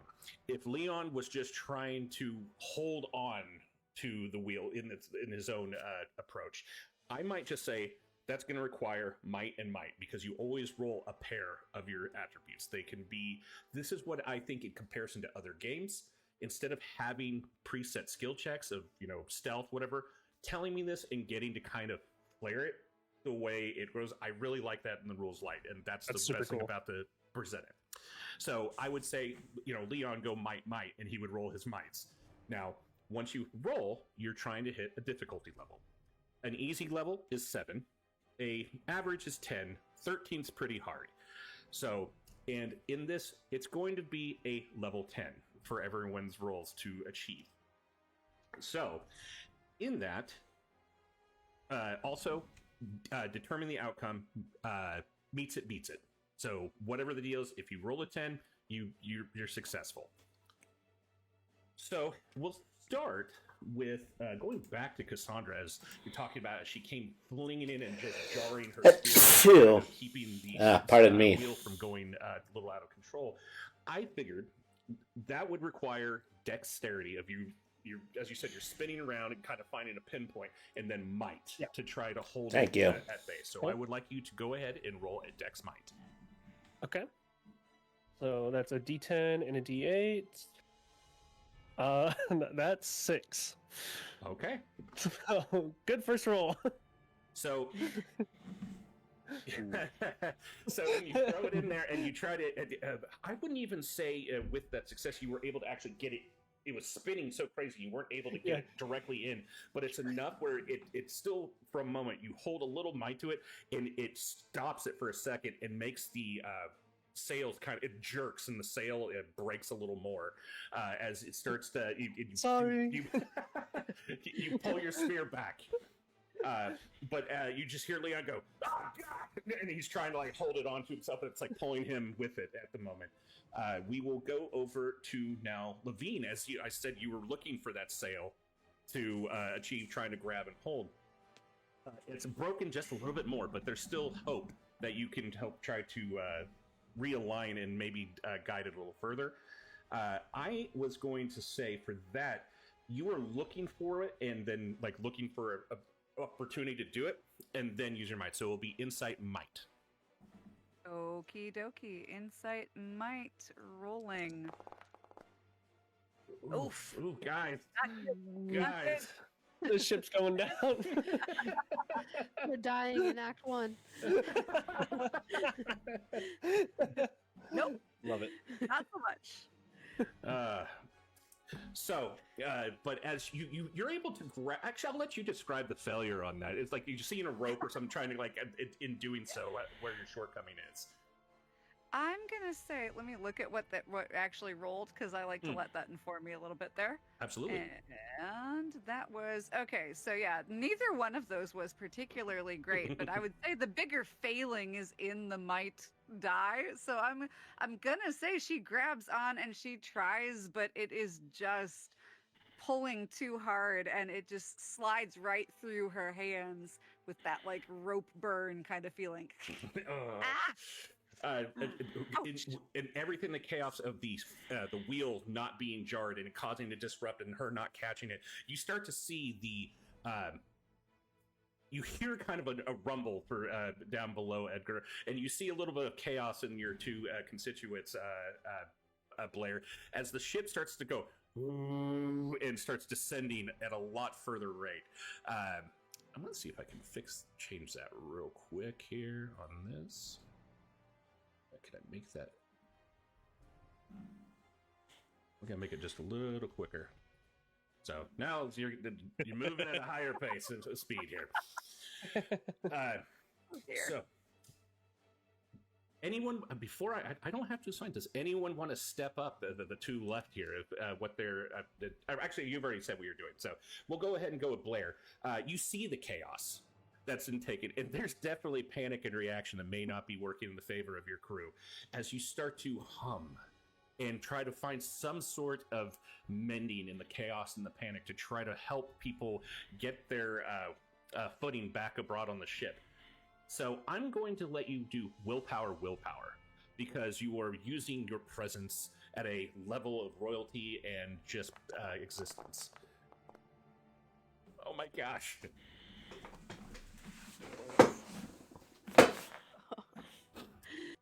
You come so close to feel it. You feel like there's a moment like, okay, I can solve this.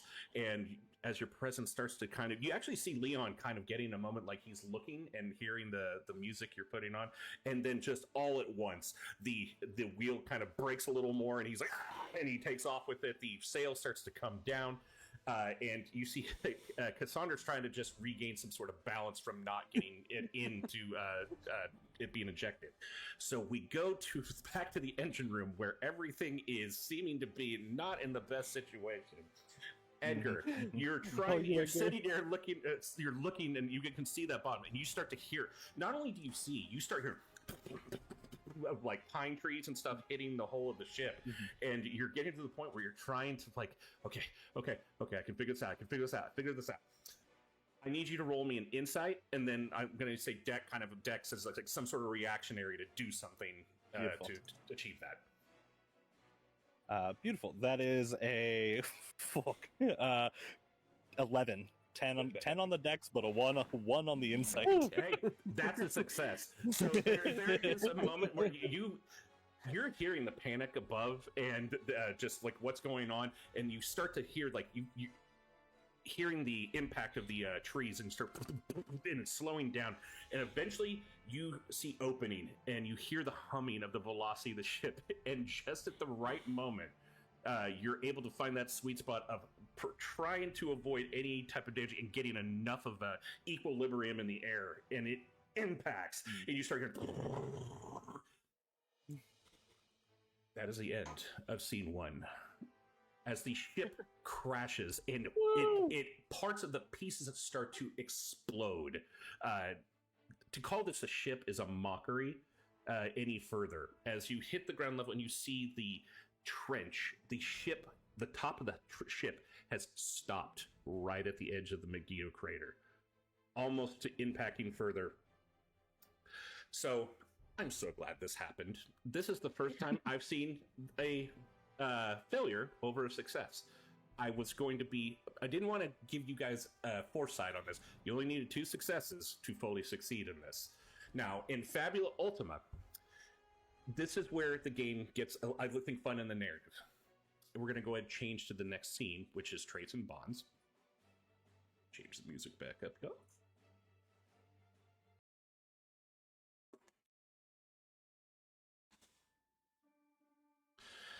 So, as the ship seems to be beyond disarray, beyond repair and in disarray.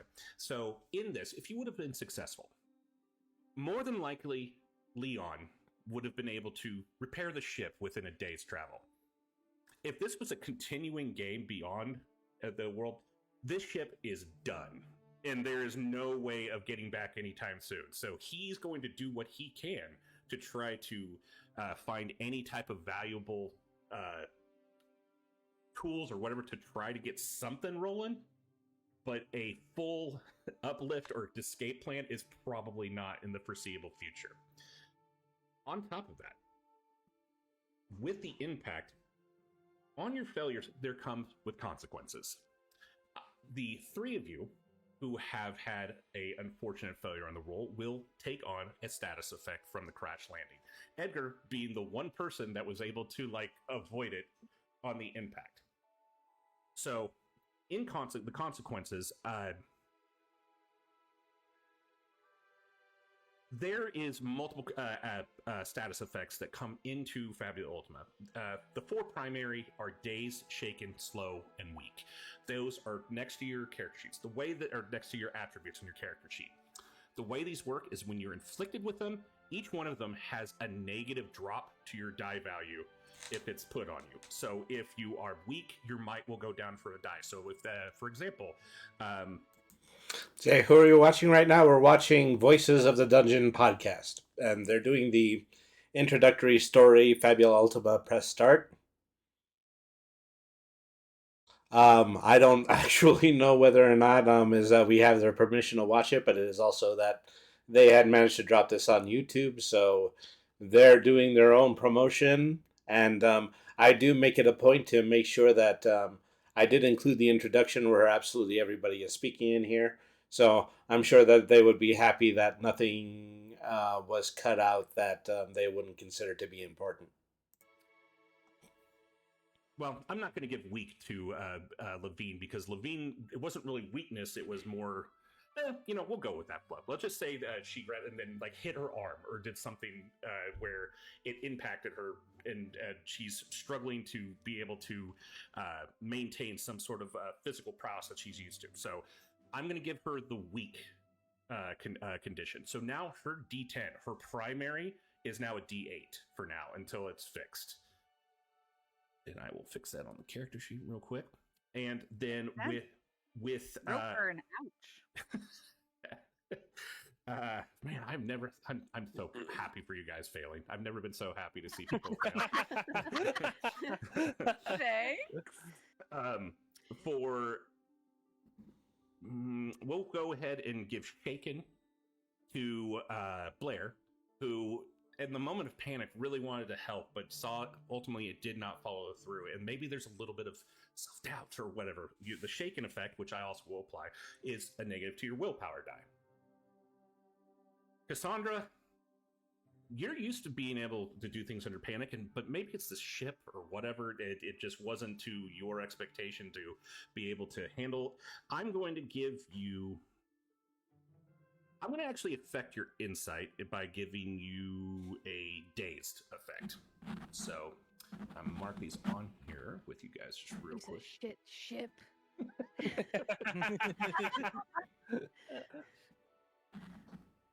So, as I said, now that you have these afflictions, this affects everything on your rolls. So whenever I give you a thing that might be beneficial to your primary skill, it's not going to be as high for the time being.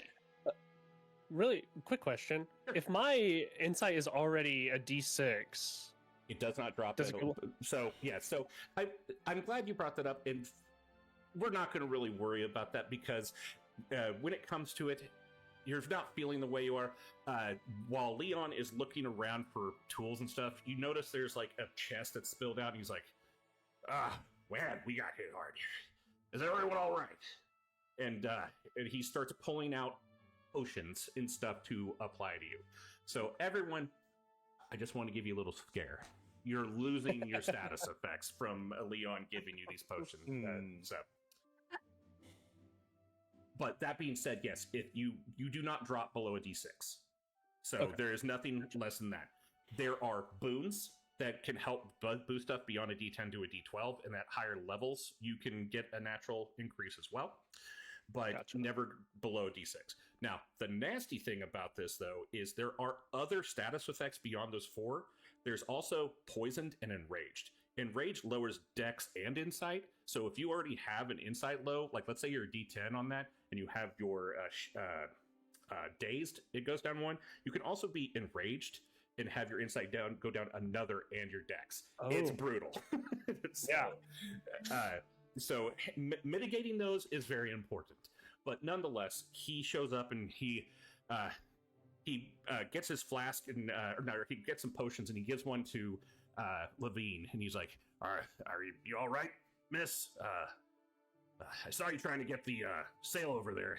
I appreciate it, but She's totally going to play it up like I'm fine. I do not need any assistance, but you can definitely like see her surreptitiously rubbing at her hands.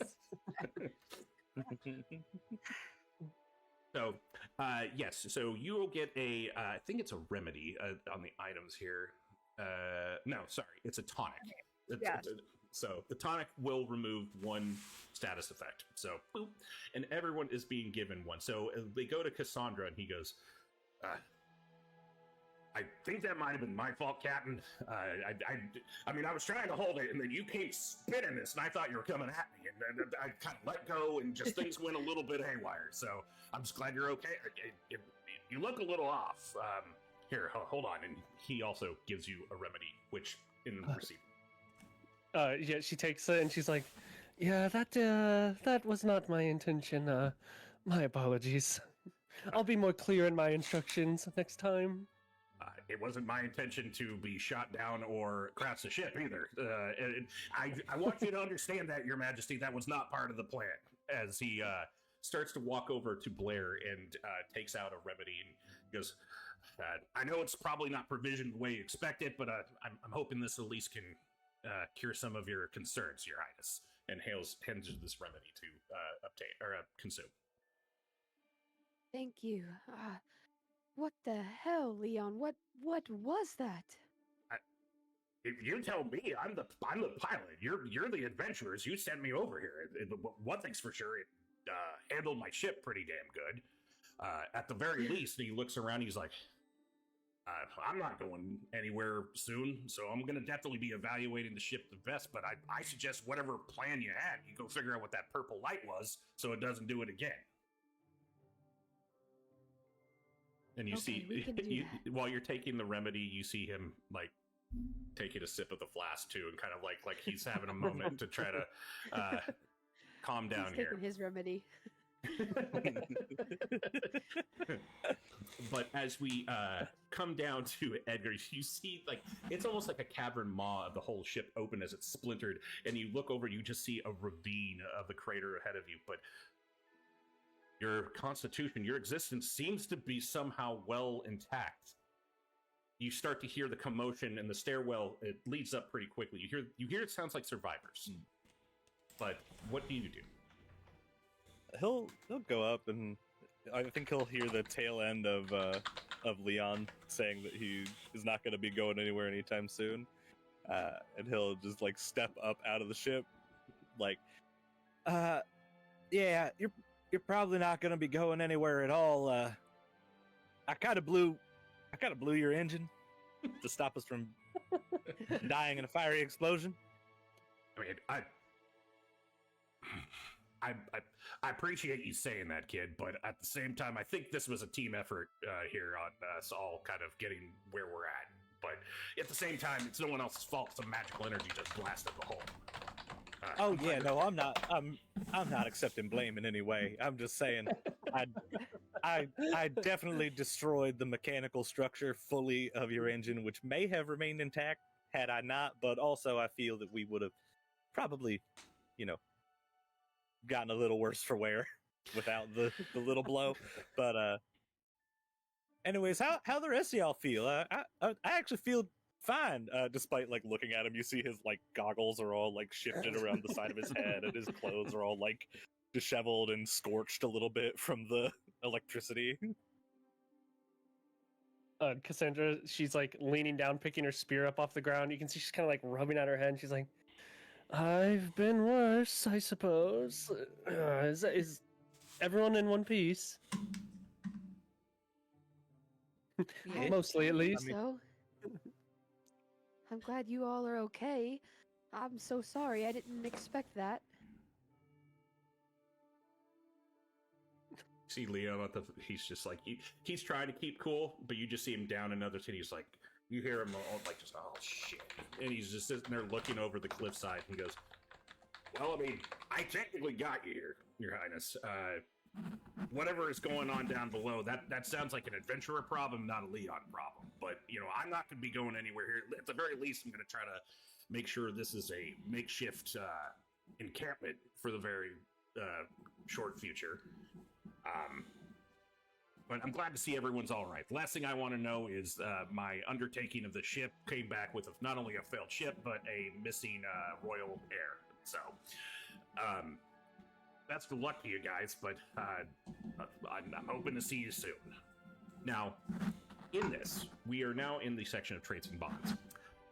This is where, if you find your character sheet, I think I said on Foundry, it's one of the middle locations. You will see things about it where these are the way attributes represent their affinity towards different approaches to a challenge. Traits are narrative concepts to make your character unique. So think this kind of as a condensed backstory, for better words. We have identity, which represents what your character currently sees them as. Then we have theme, that represents the dominant narrative that forces the drive of what your character's story. And then we have the origin, where they're from. Now, as you are all kind of gathering your existence and making sure everything's okay, we're going to start to learn a little bit about the characters at face value. This is where Fabula Ultima, in my opinion, really starts to thrive, as you are going to take off with some, I'm going to give you some questions, and you are going to start injecting the narrative of this game with your character, with their roles of their traits and origin. So what I'm going to do is I'm going to ask questions for all 4 players about their characters and involvements. You will then come up with some answers. I'll probably give you about 5 to 10 minutes, and then we will take that forward and start molding that into the continuation of the story. So we'll start with, does anyone have any questions? That makes sense as far as, okay. We're going to start with the heir, Blair Claremont. You are heir to the throne of Denova, and you believe it is your duty to protect the people and stop the Elonian Empire from seizing control of the crater of Megiddo. Your father, the king, thinks otherwise and ordered you not to abandon your royal palace. So, the questions I ask, and I will say it's on your character sheet under the biography tab. You will see these same questions in case I ramble too much and just wasn't acquired. How, and this is for Krista, how did the crater come to be? What disaster turned a prosperous city like Megiddo, home to a greatest magic in the world, into a sunken mass of ruined buildings? What terrible secret do you fear the Elonians might uncover there? Then, is your position as heir an honor or a burden? When your father forbade you from taking action for the Elonia, was he trying to protect you? Then we go to the former Sky Captain, Cassandra. As I said, you are the former captain of the Sky Riders, the elite soldiers of Stormkeep. You came here after hearing rumors of a woman with a white spear among the Elonians. The same spear your mentor, Desdemona, used to wield. The idea she might have sided with Elonia fills you with doubt as your theme. Now, the questions go, Desdemona left Stormkeep after the violent death of her brother Tristan. What was your relationship with the two of them? How did Tristan die? Then, why have you abandoned your position as captain? We then now go to Edgar. You are a young inventor from the village of Pemble, where you survived a terrible accident. You rebuilt your right arm using Magitech science, the same that allows Elonia to create robotic soldiers. Even so, you hope, as your theme, to learn more about Magitech and use it to make the world a better place. Your questions: what happened in Pemble? Why did you leave the village afterward? And due to Elonia's actions, Magitech will forever be associated with war. But at the least, they are not sending living people into battle. What are your thoughts on the Empire? And once again, last but not least, Levine Fallbright. You are a princess without a kingdom. Your home, Armorica, was conquered by Elonia. You witnessed the Empire taking everything you had dear, including your loved ones. Your heart is heavy with guilt, and you will do anything in your power to save Denova from a similar fate. Why did Elonia attack Armorica? What powerful weapon or magical artifact did they take from your kingdom? And the final questions. Armorica's dark metal is known as one of the best protections in the world, and your armor was a precious gift by it. Who gifted it to you, and what was your relationship with them? So as I said, I'm going to give you guys about 5 to 10 minutes, and I'll check in here with a minute. I'm going to refill on some water, and we'll go from there. All right. So I only did have the first part of it, is that I'm still waiting to see if I need to do a part 3 when it comes to this. But I'm also personally drawing really close to the date when I'm going to have to do the session 0 for this. So I don't know how much more research I'm going to do on stream and how much research I'm just going to need to do on my own before we actually prep the final tabletop RPG. So what did we learn tonight is that, we're still working a little bit on character development, and specifically when it comes to how many spells I'm capable of loading, how those mechanics work out, and I'm just really going to have to dig the manual for that. And we did see basically how actions play out, is that how stakes are created, and after how character backstory actually builds into what the characters are going to do as the story moves on. So that has been very informative. It has given me a very good idea about how to basically GM the game. So, thank you everybody once again for tuning in to Brainy the RPG Cat. We're going to do a raid right now. Let's see, who would we like to pay a visit to? Let's see. I see Pocket Paris, is an adorable dinosaur VTuber in the middle of playing a game of Berry, Berry, Berry. Also, Brace for Haste is an excellent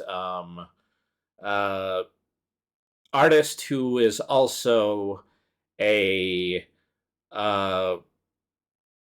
virtual girl discontinued console. So yeah, we also have Uncle Bandit alright on right now. They are in the middle of I think they're playing a retro title. I'm just trying to figure out specifically what it is. Okay, so yeah, out of those, I think I'm gonna go to Brace for Haste. Okay, so thank you everybody once again for tuning in to tonight's stream. Is that we are definitely making progress when it comes to learning the game. More than likely, when we get to the same segment next week, we're going to be looking at a different game. But in the meantime, thank you everybody once again for tuning in. Say hi to Brace for Haste for me.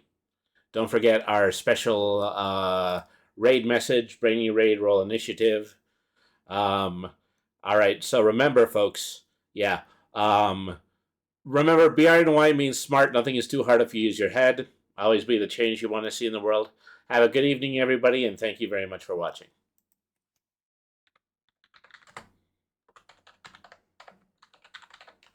Coming home with the rifle. That's how was the boy that we betrayed. Take care, bud, and beware of the weather. Yeah, I think it is actually going to be snowing this weekend. Ah, well.